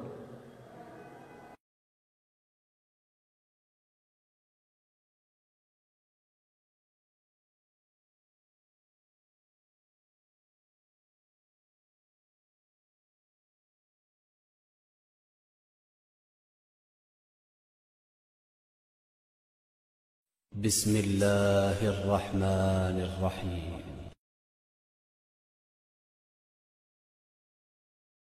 আসসালামু আলাইকুম ওয়া রাহমাতুল্লাহি ওয়া বারাকাতুহু। আলহামদুলিল্লাহ ওয়াসসালাতু ওয়াসসালামু আলা রাসূলিল্লাহ ওয়া আলা আলিহি ওয়া আসহাবিহি ওয়া মান ওয়ালা, আম্মা বাদ। প্রিয় কোরআন শিক্ষার্থী ভাই বোনেরা, সোনামণি, কোচামণিরা, আমরা প্রথমেই বলেছিলাম কোরআন শিক্ষার জন্য মাত্র 3টি ব্যাকরণ। প্রথম হলো ব্যঞ্জন বর্ণ, দ্বিতীয় হলো স্বরবর্ণ। ইতিমধ্যে আমরা আপনাদেরকে সে ব্যাকরণ দুটি বুঝিয়ে দেওয়ার জন্য চেষ্টা করেছি, উপহার দিয়েছি। এবার আমরা চলে যাই তৃতীয় যে গ্রামারটি, সেটি হলো কি? স্বরধ্বনি। ব্যঞ্জন বর্ণকে পড়ার জন্যে 6টি স্বরবর্ণের পাশাপাশি সাহায্যকারী 3টি স্বরধ্বনি রয়েছে। প্রথম স্বরধ্বনিটি হচ্ছে হস চিহ্ন, যাকে আরবিতে বলে সুকুন, যাকে আরবিতে বলে সুকুন। তবে জজম বলাটা নির্ঘাত একটি ভুল। সুকুন মানে স্থির হয়ে যাওয়া, থেমে যাওয়া। কারণ এই চিহ্নটি যখন, এই স্বরধ্বনিটি যখন কোনো অক্ষরের উপরে ব্যবহার হয়, তখন তাকে উচ্চারণের ক্ষেত্রে, পড়ার ক্ষেত্রে থেমে যেতে হয় পরের অক্ষর না আসা পর্যন্ত। স্বরধ্বনিটা আমরা বোর্ডে দেখি।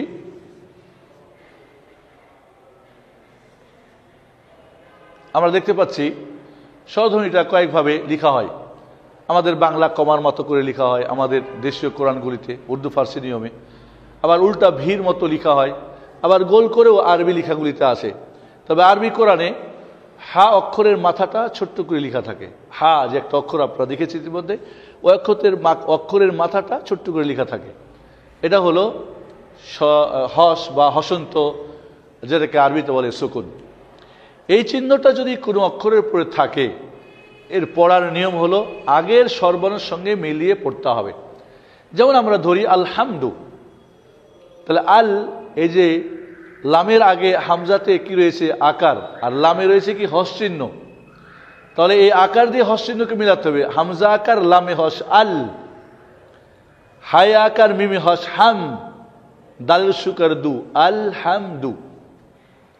তাহলে এইভাবে আমরা যে কোনো অক্ষরের উপরে এই চিহ্নটা থাকবে, হস চিহ্নটা। আকার হলে আকার দিয়ে আগের, রস্বীকার হলে রস্বীকার দিয়ে, রস্যুকার হলে রস্যুকার দিয়ে আমরা মিলিয়ে পড়ব, মিলাবো। এটাই হলো এর পড়ার নিয়ম। এবং যতক্ষণ পর্যন্ত পরের অক্ষর না আসবে ওইখানে আমরা থেমে যাব। তবে ওখানে বেশিক্ষণ থামা যাবে না। যেরকম আল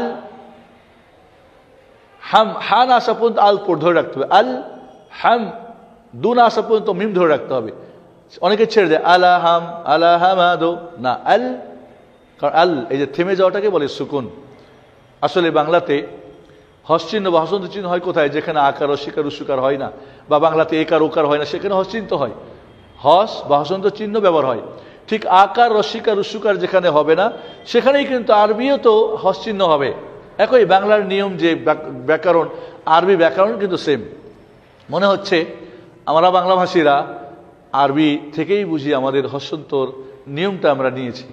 নিঃসন্দেহে আরবি আগে হওয়াটাই উচিত, বাংলা পরে আসেছে, এটাই আমরা ধরতে পারি। তাহলে আসুন, এই হলো 1 নম্বর হস চিহ্ন। স্বরধ্বনির প্রথম হলো হস চিহ্ন। আমরা বোর্ডের দিকে খেয়াল করি। এখানে আমরা আকার দিয়ে এরপরের অক্ষরকে হস দিয়ে পড়বো আমরা। যেমন আমরা দেখতে পাচ্ছি যে হামজা আকার, হামজা হস আ, হামজা আকার বাই হস আব, হামজা আকার তাই হস আত, হামজা আকার সাই হস আস, হামজা আকার জিম হস আজ, হামজা আকার হাই হস আহ, হামজা আকার খাই হস আখ। এইভাবে আপনি পড়ে যাবেন ইয়া পর্যন্ত। হামজা আকার ইয়া হস আই। এইভাবে আপনি রসিকার দিয়ে হস করেন। আমরা আবারও বোর্ডের দিকে দেখি। আমরা দেখতে পাচ্ছি যে প্রত্যেকটা অক্ষরে রস্বীকার আছে এবং পরের অক্ষরে হস দেওয়া আছে। দেখি আমরা, হামজা রস্বীকার, হামজা হস ই, হামজা রস্বীকার বাই হস ইব, হামজা রস্বীকার তাই হস ইত, হামজা রস্বীকার সাই হস ইস, হামজা রস্বীকার জিম হস ইজ, হামজা রস্বীকার হাই হস ইহ। এইভাবে আপনি ইয়া পর্যন্ত হামজা রস্বীকার ইয়া হস ই বা ই, এই ধরনের উচ্চারণ হবে। এবার আমরা রস্যুকার দিয়ে হসের ব্যবহারটা দেখি। আবার আমরা বোর্ডের দিকে খেয়াল করি। জি, আমরা বোর্ডে দেখতেছি যে রস্যুকার দিয়ে হস করব কিভাবে। আমরা দেখি হামজা রস্যুকার, হামজা হস উ, হামজা রস্যুকার বাই হস উব, হামজা রস্যুকার তাই হস উত, হামজা রস্যুকার সাই হস উস, হামজা রস্যুকার জিমে হস উজ, হামজা রস্যুকার হাই হস উহ। এইভাবে আপনি চলে যান ইয়া পর্যন্ত, হামজা রস্যুকার ইয়া হস উই, উই। তাহলে এইভাবে আমরা হসের ব্যবহার আমরা দেখতে পাচ্ছি। এটা যদি আমরা আরবি দিয়ে বানান করতে চাই, আকারের ক্ষেত্রে আমরা বলবো প্রথমে হামজা ফাতহা, হামজা সুকুন আ, হামজা ফাতহা বা সুকুন আব, হামজা ফাতহা তা সুকুন আত, হামজা ফাতহা সা সুকুন আস। এইভাবে আপনি ইয়া পর্যন্ত হামজা ফাতহা ইয়া সুকুন আই আপনি পড়বেন। যদি রস্যিকা কাসরা দিয়ে হয় তাহলে আপনি বানান করবেন হামজা কাসরা হামজা সুকুন ই, হামজা কাসরা বা সুকুন ইব, হামজা কাসরা তা সুকুন ইত, হামজা কাসরা সা সুকুন ইস, হামজা কাসরা জিম সুকুন ইজ। এইভাবে আপনি ইয়া পর্যন্ত হামজা কাসরা ইয়া সুকুন ই বা ই এভাবে আপনি পড়বেন। এইভাবে জম্মা দিয়ে যদি করেন তাহলে আপনি বলবেন হামজা জম্মা ওয়াও সুকুন, হামজা জম্মা হামজা সুকুন উ, হামজা জম্মা বা সুকুন উব, হামজা জম্মা তা সুকুন উত, হামজা জম্মা সা সুকুন উস, হামজা জম্মা জিম সুকুন উজ। এইভাবে আপনি ইয়া পর্যন্ত হামজা জম্মা ইয়া সুকুন উই বা হামজা জম্মা ইয়া সুকুন উই আপনি পড়বেন। এভাবে আমরা হস চিহ্নটাকে আমরা যখনই পড়ে নেব তখন আমাকে প্র্যাকটিক্যাল করতে হবে, কিন্তু কোরআন দিয়ে সবসময় মনে রাখতে হবে। এরপর আমরা চলে যাব দ্বিতীয় স্বরধ্বনি, সেটা হচ্ছে কি দ্বিত্ব চিহ্ন, যাকে আরবিতে বলে সাদ্দা। এই চিহ্নটার আরবি নাম হচ্ছে সাদ্দা। আমার দেশের বইপত্রে লেখা থাকে তাসদিদ, আসলে সাদ্দা ব্যবহার করাকে বলে তাসদিদ। দ্বিত্ব চিহ্নর ব্যবহার করাকে বলা হয় তাসদিদ, মানে ডবলিং কনসোনেন্ট। কোনো অক্ষরকে ডবল পড়ার জন্য যে চিহ্নটা ব্যবহার করা হয় সেই চিহ্নটা হলো তিন দাঁতওয়ালা একটা চিহ্ন, যেটা আমরা এখানে দেখবো এখন পড়ে। যে এই চিহ্নটা যে অক্ষরের উপরে থাকবে দ্বিত্ব চিহ্ন বা সাদ্দা, একে পড়ার জন্য নিয়ম হলো আগের স্বরবর্ণের সঙ্গে একবার মিলিয়ে পড়তে হবে, আবার ওর যেটা স্বরবর্ণ সেটা আবার পড়তে হবে। যদি আমরা ধরি, আমরা বোর্ডে গেলেই বুঝবো যে কিভাবে এটা হচ্ছে। তাহলে মূলত আমরা জানি দ্বিতীয় স্বরধ্বনির নাম বাংলায় হলো দ্বিত্ব চিহ্ন, অর্থাৎ যেই চিহ্নটা দিয়ে অক্ষরটাকে ডবল পড়া হয়, দুইবার পড়া হয়, যেটাকে বলা হয় ডবলিং কনসোনেন্ট। আর এই চিহ্নটা ব্যবহার করার নাম হলো তাসদিদ। যদি আমাদের বইয়ের তাসদিদ লেখা থাকে, আসলে চিহ্নটার নাম হলো সাদ্দা, আরবি নাম। আমরা এবার বোর্ডের দিকে খেয়াল করি।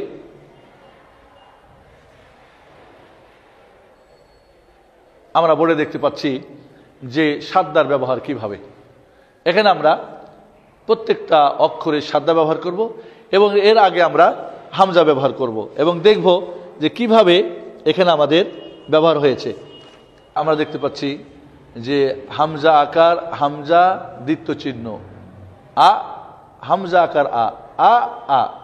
খেয়াল করেন, হামজা আকার, হামজা দ্বিত্ব চিহ্ন আ, হামজা আকার আ আ আ, হামজা আকার বায়ে দ্বিত্ব চিহ্ন আব, বায়ে আকার বা আব্বা, হামজা আকার তায়ে দ্বিত্ব চিহ্ন আত, তায়ে আকার তা আত্তা, হামজা আকার সায়ে দ্বিত্ব চিহ্ন আস, সায়ে আকার সা আস্সা। এভাবে আপনি ইয়া পর্যন্ত চলে যান। হামজা আকার ইয়া দ্বিত্ব চিহ্ন আই, ইয়া আকার ইয়া আইয়া। এ হলো আকারের ব্যবহার। রস্যিকার দিয়ে ব্যবহার দেখি আমরা। চলেন বোর্ডের দিকে আমরা আবার দেখি।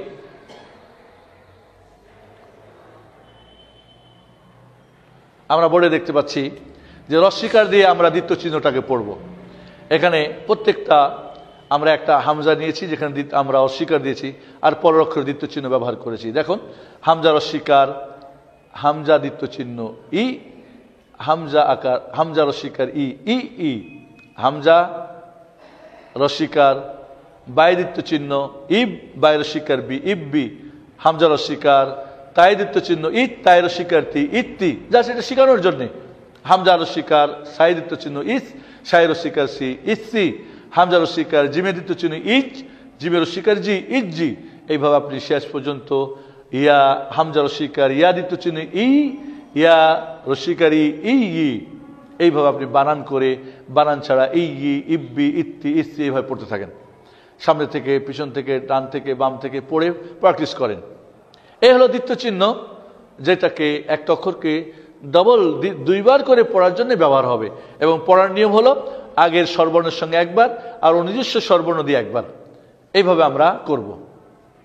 এবং আমাদের বইয়ে আমরা দেখতে পাই যে এরপরে আমরা রস্যুকারে যাই। এবার আমরা আবার বোর্ডের দিকে দেখি। আমরা বোর্ডে লক্ষ্য করতেছি যে প্রত্যেকটা অক্ষরে দ্বিত্ব চিহ্ন আছে এবং তার আগে আমরা একটা রুস্যকার দিয়ে হামজা প্রত্যেক জায়গায় ব্যবহার করেছি। বানান করব কিভাবে দেখুন, বানান করবেন হামজা রুস্যকার, হামজা দ্বিত্ব চিহ্ন উ, হামজা রুস্যকার উ উ উ, হামজা রুস্যকার বাই দ্বিত্ব চিহ্ন উব, বাই রুস্যকার বু উব্বু, হামজা রুস্যকার তাই দ্বিত্ব চিহ্ন উত, তাই রুস্যকার তু উত্তু, এইভাবে উস্তু উজ্জু উহু উক্ষু উদ্দু, এইভাবে ইয়া পর্যন্ত আপনি পড়বেন উইয়ু। এইভাবে আমরা যদি দেখি তাহলে আ আ ই ই উ উ তিনটাকে একসঙ্গে আমরা আমাদের বইয়ে দেওয়া আছে, আপনি একসঙ্গে পড়তে পারবেন। আ আ ই ই উ উ, আব্বা ইব্বি উব্বু, আত্তা ইত্তি উত্তু। এইভাবে আরবি যদি বানান করতে চান তাহলে কি বানান করবেন?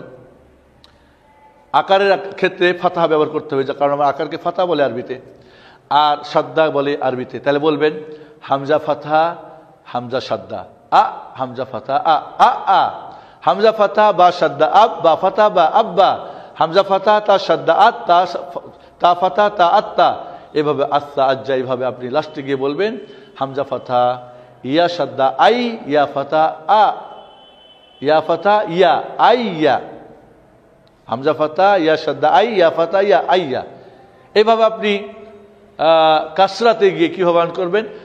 হামজা কাসরা হামজা সাদ্দা ই, হামজা কাসরা ই, হামজা কাসরা হামজা সাদ্দা ই, হামজা কাসরা ই ই ই, হামজা কাসরা বা সাদ্দা ইব, বা কাসরা বি ইব্বি, হামজা কাসরা তা সাদ্দা ইত, তা কাসরা তি ইত্তি। এইভাবে ইস্তি ইজি এহি আপনি ইয়া পর্যন্ত বলবেন হামজা কাসরা ইয়া সাদ্দা ই, ইয়া কাসরা ই ই ই।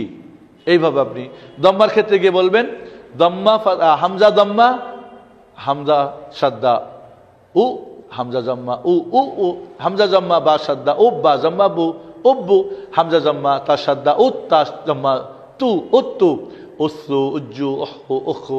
এইভাবে আপনি আরবি এবং বাংলা দুইটাই বানান আমাদের বইয়ে দেওয়া আছে, আপনি যে কোনো একটা ফলো করতে পারেন, দুইটাই শিখতে পারেন।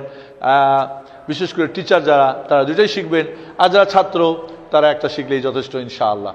এইভাবে আমরা দ্বিত্ব চিহ্ন শেষ করলাম। তৃতীয় স্বরধ্বনি সেটা হলো কি? তানবিন। তানবিন আমাদের দেশের বইপত্র লেখা থাকে যে দুই রস্যিকার, দুই রস্যকার, বা দুই আকার, বা দুই জাবার, দুই জের, দুই পেশ, যেটা আমরা উর্দু ফার্সি এখানে টোটালি আমরা ব্যবহার করব না। দুই আকার, দুই রস্যিকার, দুই রস্যকারকে তানবিন বলে। আসলে কথাটা গ্রামাটিক্যাল ভুল, ব্যাকরণগত এই ধরনের কথা বলা নির্ঘাত ভুল, বা লেখাটা ভুল। আসলে ব্যাকরণগত হলো তানবিন বলে নুন সাকিনকে, অর্থাৎ হর্ষযুক্ত নুনকে, হর্ষযুক্ত নুনকে বলে তানবিন। কিন্তু এর প্রকাশটা তার আগের অক্ষরে আকার হলে আকার দিয়ে হবে, রস্যিকার হলে রস্যিকার দিয়ে হবে, রুস্যকার হলে রস্যকার দিয়ে হবে। তানবিনের ব্যবহার যেহেতু আমাদের আরবিতে বাংলাতে নেই, এই জন্য এক্ষেত্রে আমরা কি করব? আরবি নামটাই আমরা গ্রহণ করব। এটা কি? টেবিল, আমরা টেবিলই বলি, কারণ টেবিল আমাদের বাংলা নাম নেই। চেয়ারকে আমরা চেয়ার বলি, কারণ বাংলায় নাম আমাদের নেই, বা থাকলে ব্যবহার নেই। কাজে যেহেতু তানবিন বাংলা আরবিতে আছে, বাংলাতে নাই, আমরা হুবহু আরবি নামটা এখানে গ্রহণ করব। এই জন্যে আকার দিয়ে যদি তানবিন নুন সাকিন হর্ষযুক্ত নুনটাকে যদি আকার দিয়ে পরিবর্তন করা হয়, তখন তাকে বলবো আমরা ফাতহা তানবিন। খেয়াল করেন, ফাতহা তানবিন। যদি রস্যিকার দিয়ে চেঞ্জ করা হয় তাহলে বলবো কাসরা তানবিন। যদি রুস্যকার দিয়ে চেঞ্জ করা হয় তাহলে বলবো আমরা দম্মা তানবিন। তাহলে তানবিনের আমরা বলবো তানবিন কয় প্রকার হলো? ফাতহা তানবিন, কাসরা তানবিন, দম্মা তানবিন। আমরা এখন আপনাদেরকে এটা ব্যবহার দেখাবো। খেয়াল করুন আমার সাথে আপনারা, যে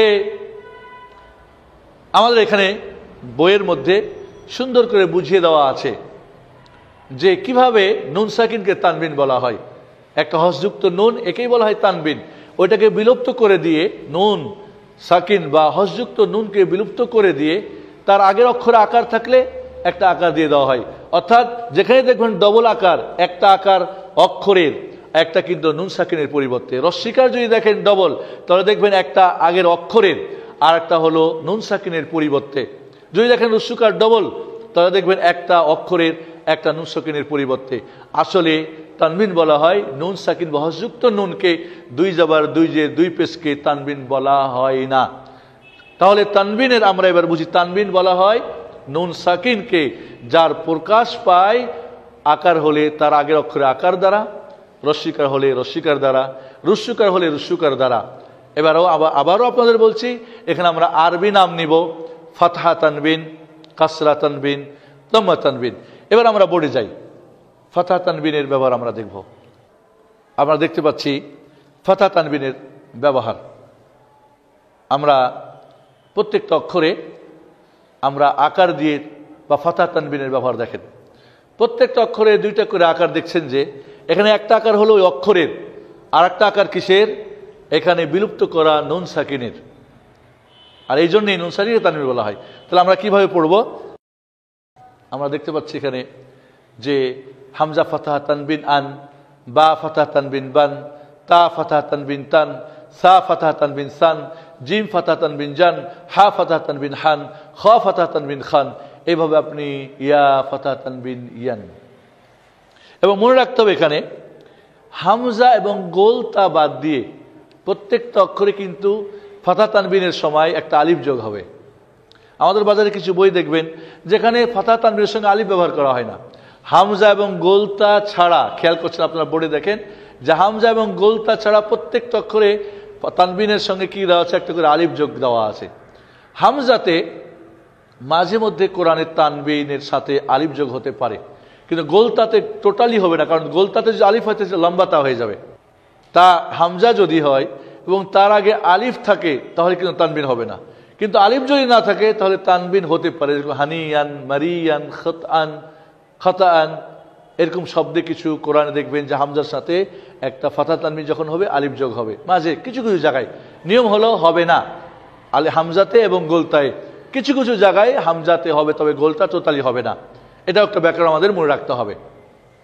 যদি আরবি বানান করেন তাহলে কিভাবে বানান করবেন? আরবিতে বানান করলে আপনি বলবেন হামজা ফাতহা তানবিন আন, বা ফাতহা তানবিন, বা আলিফ ফাতহা তানবিন বান, তা আলিফ ফাতহা তানবিন তান, সা আলিফ ফাতহা তানবিন সান, আলিফটা বলতে হবে।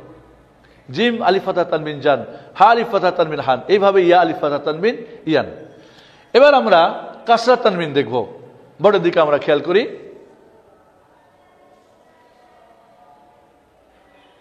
আমরা দেখতে পাচ্ছি প্রত্যেকটা অক্ষরে কাসরা তানবিন। আগেই বলেছি কাসরা তানবিনের দুইটা যে আপনি রস্যিকার দেখতেছেন, একটা অক্ষরের আর একটা নুন সাকিনের পরিবর্তে, যাকে তানবিন বলা হয়।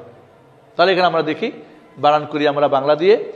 হামজা কাসরা তানবিন ইন, বা কাসরা তানবিন বিন, তা কাসরা তানবিন তিন, সা কাসরা তানবিন সিন, জিম কাসরা তানবিন জিন, হা কাসরা তানবিন হিন, খ কাসরা তানবিন খিন। এইভাবে আপনি ইয়া কাসরা তানবিন ইন শেষ পর্যন্ত চলে যান। যদি আপনি এটাকে আরবি দিয়ে বানান করতে চান তাহলে আরবি আর বাংলা এখানে একই হবে। আপনি বলবেন হামজা কাসরা তানবিন বা, কারণ এটা আমরা বলেছি বাংলাতে এর ব্যবহার নাই, আরবি হুবাহু কি বানান হবে। এবার আমরা চলে যাই কোথায়? দম্মা তানবিনে। আমরা বোর্ডের দিকে দেখি।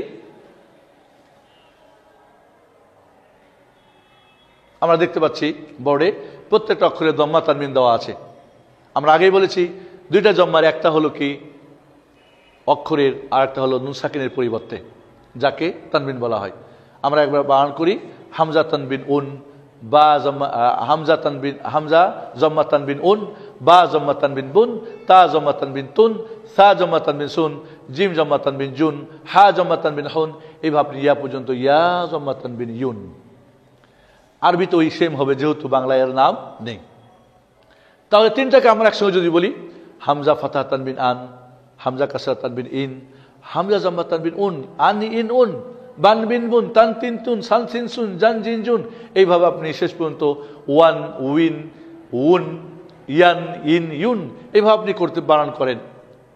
এইভাবে এই যাবৎ আপনাদেরকে কোরআন বিশুদ্ধ তেলাওয়াত শেখার জন্যে আমাদের প্রথম গ্রামার ছিল ব্যঞ্জন বর্ণ শেখা, সেটা আমাদের আলোচনা করেছি।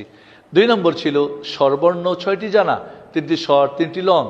আর 3 নম্বর আমাদের ব্যাকরণ গ্রামার ছিল 3টি স্বরধ্বনি জানা। একটি হস চিহ্ন, যেটা সুকুন বলে আরবিতে, আরেকটি হলো কি দ্বিত্ব চিহ্ন, যেটা আরবি নাম হলো সাদ্দা, আর তৃতীয় হলো তানবিন। এই 3টি যখন, এবার আপনি সূরা ফাতির আবার চলে যান 29 নম্বর আয়াতে, বের করেন আপনি কি স্বরবর্ণ, স্বরধ্বনি 3টি বের করেন। যদি স্বরধ্বনি 3টি চিহ্নিত করতে পারেন, ভুল না হয়, বারবার প্র্যাকটিস করেন, তাহলে আপনি এখানে আরো 10 মার্ক অ্যাড করেন। আগে ছিল ব্যঞ্জন বর্ণে 50, স্বরবর্ণে ছিল আপনার 20, স্বরধ্বনিতে 10, 80 মার্কের কোরআন পড়ার হলো ব্যাকরণ 3টি। এবার বাকি থাকলো আমাদের অনুশীলনের আর 20 মার্ক। আমরা ছোট্ট একটা বিরতি নিচ্ছি, এরপরে আবার আপনাদেরকে এবার কিভাবে আপনি প্র্যাকটিস করবেন, অনুশীলন করবেন। 4 নম্বর কাজ বেশি বেশি অনুশীলন করা। 1 নম্বরে ব্যঞ্জন বর্ণ জানা, 2 নম্বরে স্বরবর্ণ জানা, 3 নম্বরে স্বরধ্বনি জানা। 28টি ব্যঞ্জন বর্ণ, 6টি স্বরবর্ণ, 3টি স্বরধ্বনি।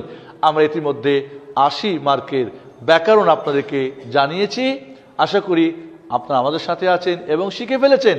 এবং সূরা ফাতহের 29 নম্বর আয়াত দিয়ে আপনি বারবার ব্যঞ্জন বর্ণ প্র্যাকটিস করবেন, স্বরবর্ণের স্বরধ্বনির প্র্যাকটিস করবেন, আপনি 80 মার্ক ফুল পাবেন। আর বাকি অনুশীলন বেশি বেশি করার পদ্ধতিটা কি আমরা এই ছোট্ট বিরতির পরে আপনাদের কাছে ফিরে আসবো। ততক্ষণ আমাদের সঙ্গে থাকুন।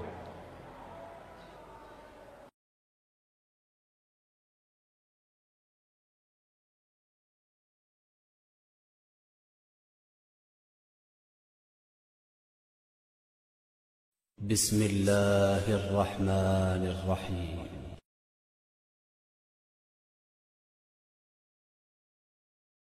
আসসালামু আলাইকুম ওয়া রাহমাতুল্লাহি ওয়া বারাকাতুহু। আলহামদুলিল্লাহ ওয়াসসালাতু ওয়াসসালামু আলা রাসূলিল্লাহ ওয়া আলা আলিহি ওয়া আসহাবিহি ওয়া মান ওয়ালা, আম্মা বাদ। প্রিয় কোরআন শিক্ষার্থী ভাই বোনেরা, আমার সোনামণি কুচি কাচারা, আমরা প্রথমে ওয়াদা করেছিলাম যে আজকে আপনাদেরকে একটা সিডি উপহার দেব, ভিডিও সিডি, যেখানে থাকবে ডিজিটাল পদ্ধতিতে কোরআন শিক্ষা। কোরআন শিক্ষার জন্য 3টি গ্রামার আমরা ইতিমধ্যে শেষ করেছি আপনাদের সাথে। ব্যঞ্জন বর্ণ জানা, ব্যঞ্জন বর্ণ জানার জন্যে কি করা, ব্যঞ্জন বর্ণ সঠিক নাম জানা, সঠিক উচ্চারণ জানা, সঠিক পার্থক্য জানা। পার্থক্য 2টা জিনিস দিয়ে, একটা আকৃতি দিয়ে, আকৃতি একই হলে ফোঁটা দিয়ে। আশা করি এটা আপনারা মুখস্থ করে ফেলেছেন, মেমোরাইজ করে ফেলেছেন। 2 নম্বর ব্যাকরণ ছিল আমাদের 6টি স্বরবর্ণ, 3টি হরস্ব আর 3টি দীর্ঘ।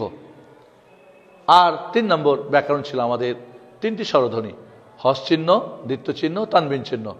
হস সুকুন আর দ্বিত্ব যেটাকে আমরা সাদ্দা বলি, আর তানবিন যার বাংলা কোনো নাম আমরা দিতে পারি নাইও।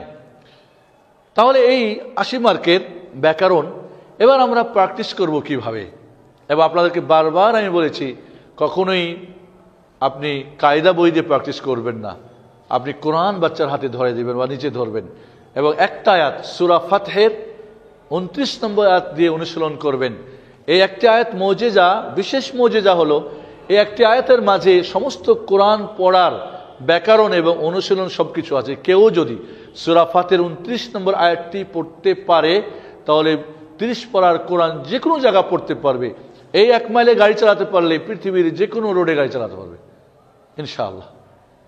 তাহলে এবার আসুন আমি আপনাদেরকে বিসমিল্লাহির রহমানির রহিম প্র্যাকটিস করে দেখাবো এবং নিয়মটা আপনাদের বলে দেব। আমরা বোর্ডের দিকে দেখি, আমরা বোর্ডে দেখতে পাচ্ছি বিসমিল্লাহির রহমানির রহিম। প্র্যাকটিস করার নিয়ম, অনুশীলন করার নিয়ম আপনাদের বলে দিচ্ছি। নাম্বার 1, 10 বার ব্যঞ্জন বর্ণ বলবেন। 10 বার ব্যঞ্জন বর্ণগুলি আপনি বলবেন এবং বলার ক্ষেত্রে সঠিক উচ্চারণ, সঠিক নাম, পার্থক্য খেয়াল রাখবেন। তাহলে আমরা একবার ব্যঞ্জন বর্ণগুলি বলে নিই, আপনি 10 বার বলবেন, আমরা এখানে একবার আপনাকে বলে আমরা দিব। চলুন তাহলে আমরা বলি। বা, সিন, মিম, হামজা, লাম, লাম, হা, হামজা, লাম, র, হা, মিম, আলিফ। দেখেন এখানে আলিফটা ছোট্ট করে লেখা রয়েছে আরবি নিয়মে। নুন, হামজা, লাম, র, হা, ইয়া, মিম। বারবার পড়েন, কমপক্ষে 10 বার ব্যঞ্জন বর্ণ রিপিট করেন। যত দ্রুত ব্যঞ্জন বর্ণ বলতে পারবেন তত দ্রুত আপনার গাড়ি চলবে, মনে রাখবেন।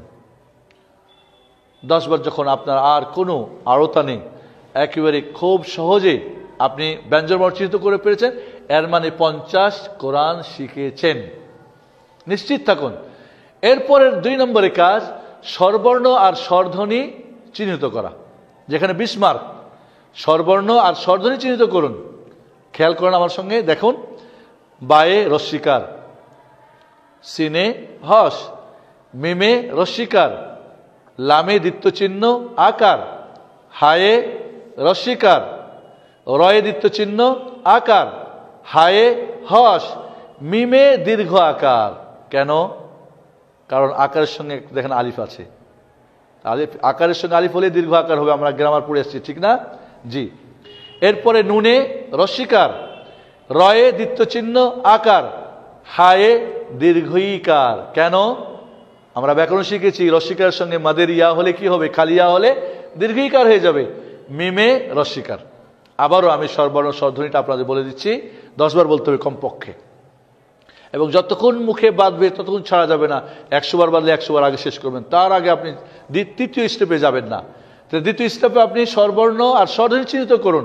আবারও বলি, বায়ে রস্বীকার, সিনে হস, মিমে রস্বীকার, লামে দ্বিত্ব চিহ্ন আকার, হায়ে রস্বীকার, রয়ে দ্বিত্ব চিহ্ন আকার, হায়ে হস, মিমে দীর্ঘ আকার, ঠিক আছে? নুনে রস্বীকার, এরপরে রয়ে দ্বিত্ব চিহ্ন আকার, এরপরে হায়ে দীর্ঘইকার, এরপরে মিমে রস্বীকার।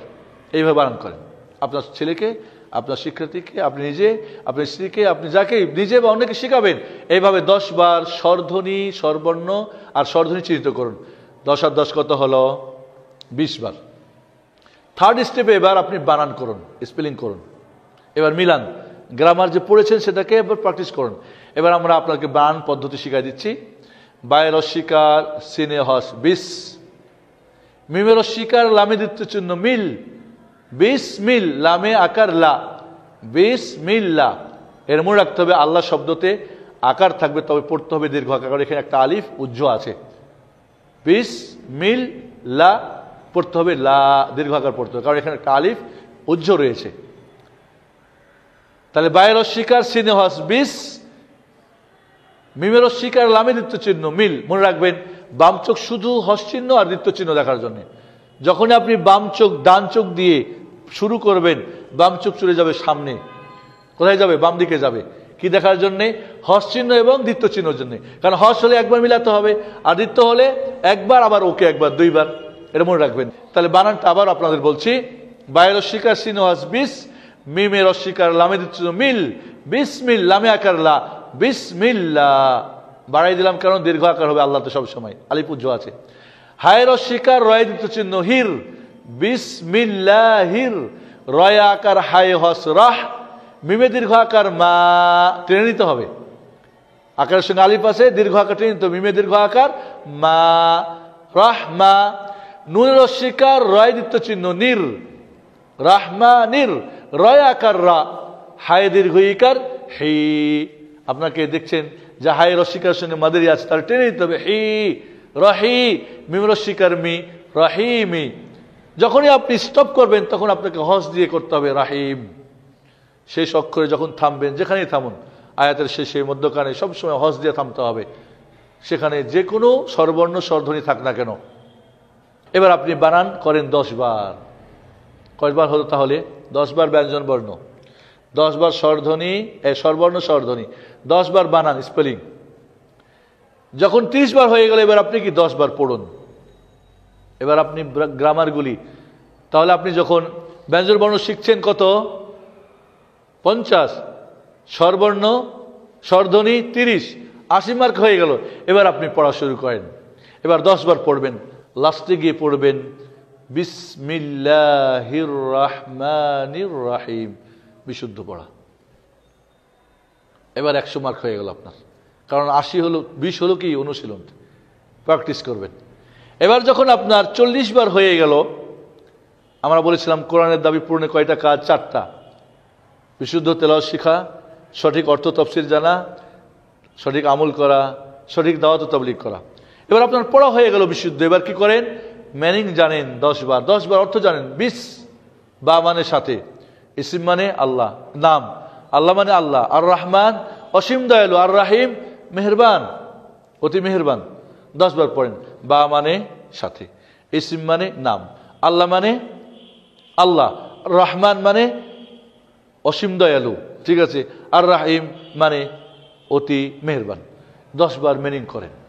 এবার আপনার সারা জিন্দেগি আমল করেন, সারা জিন্দেগি আমল। যে কোনো কাজ আগে বিসমিল্লাহ, কোরআন পড়ার আগে বিসমিল্লাহ, ঠিক না? তাহলে বিসমিল্লাহ আমল করুন। যখন আপনার এটা হয়ে গেল আমল, এবার আপনি অন্যকে দাওয়াত করেন, আসো বিসমিল্লাহ পড়া শিখো, এই ব্যঞ্জন বর্ণ শিখো, স্বরবর্ণ স্বরধ্বনি শিখো, এই বানান করা শিখো, এই স্পেলিং করো, এই পড়ো, এবার অর্থ শিখো, আমল করো। এবার তুমি আরেকজনকে এগুলি কি করো, ট্রান্সফার করো, দাওয়াত তাবলীগ করো। এইভাবে আমরা কোরআনের 4টি দাবি পূরণ করে মহাগ্রন্থ আল কোরআনের আমরা ধারক ও বাহক হব, এর আমানত আমরা রক্ষা করব, এর দাবি পূরণ করব।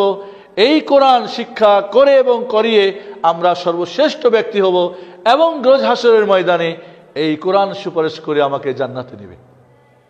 আর এইভাবেই আমরা আপনাদের জন্য ডিজিটাল পদ্ধতিতে সহজ নিয়মে কিভাবে আপনি কোরআন পড়বেন, আপনার ভাষার সঙ্গে সঙ্গতি রেখে আপনাদের মাত্র 3টি গ্রামার আর অনুশীলন দিয়ে আপনি কোরআন শিখতে পারেন। এখানে আরবি এবং বাংলা 2টা পদ্ধতি দেওয়া রয়েছে। আমি অনুরোধ করব আপনাদেরকে আমাদের এই বইটি ডিজিটাল পদ্ধতিতে কোরআন শিক্ষা বা কোরআন শিক্ষার সহজ পদ্ধতি, এই বইটির একটা কপি আপনি নেবেন এবং আমাদের সিডিটাও আপনারা নেবেন।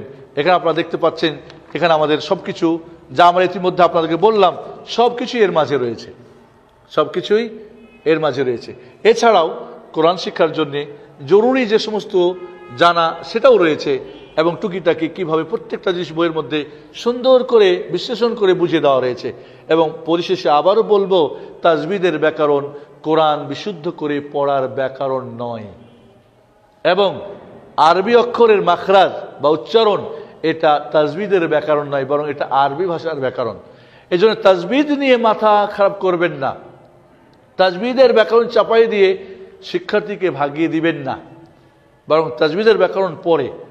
এই জন্য আমরা যখন পড়ব বিসমিল্লাহির রহমানির রহিম, আলহামদুলিল্লাহি রাব্বিল আলামিন, আর রহমানির রহিম, মালিক ইয়াউমিদ্দিন, ইয়াকা না'বুদু ওয়া ইয়াকা নাস্তাঈন, ইহদিনাস সিরাতাল মুস্তাকিম, সিরাতাল্লাযীনা আন'আমতা আলাইহিম, গায়রিল মাগদুবি আলাইহিম ওয়ালাদ-দাল্লিন। বাকি কোরআনকে মিষ্টি করে সুন্দর করে পড়তে চান, কত আর টানতে হবে, কত কি করতে হবে, কোথায় কি ইদগাম, ইকফা, গুন্না ইত্যাদি, এগুলো হলো তাজবিদের ব্যাকরণ কোরআনকে মিষ্টি করে পড়ার জন্যে, মধুর কণ্ঠে পড়ার জন্যে। আপনি যখন পড়া বিশুদ্ধ শিখবেন, এরপরে আপনি তাজবিদ, তার আগে তাজবিদ আপনি হাত দিবেন না বা শিখতে চেষ্টা করবেন, অপচেষ্টা করবেন না। আপনি যখন তাজবিদ শিখবেন তখন আপনি সূরা ফাতিহাকে সুন্দর করে বিসমিল্লাহির রহমানির রহিম, কি শুনতে কি মজা লাগলো না? মধুর কণ্ঠ হলো না? আলহামদুলিল্লাহি রাব্বিল আলামিন, আর রহমানির রহিম, মালিক ইয়াউমিদ্দিন, ইয়াকা না'বুদু ওয়া ইয়াকা নাস্তাঈন, ইহদিনাস সিরাতাল মুস্তাকিম, সিরাতাল্লাযীনা আন'আমতা আলাইহিম, গায়রিল মাগদুবি আলাইহিম ওয়ালাদ-দাল্লিন।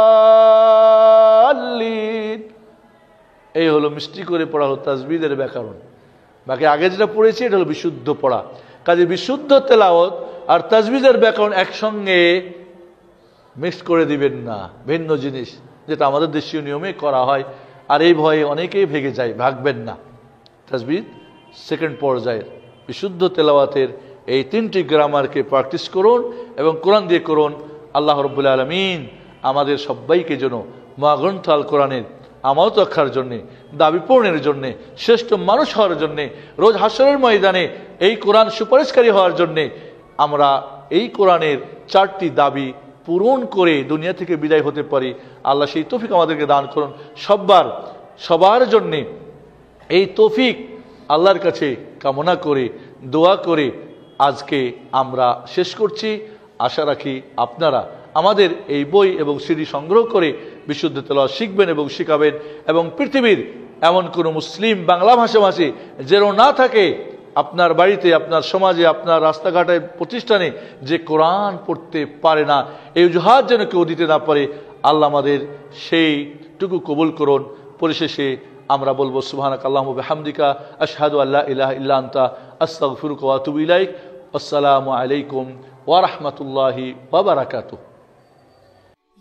الله يا رحمن يا رحيم يا ملك يا قدوس يا سلام يا مؤمن يا مهيمن يا عزيز يا جبار يا متكبر يا خالق يا بارع يا مصور يا غفار يا قهار يا حليم يا عظيم يا غفور يا شكور يا علي يا كبير يا حفيظ يا مقيت يا حسيب يا جليل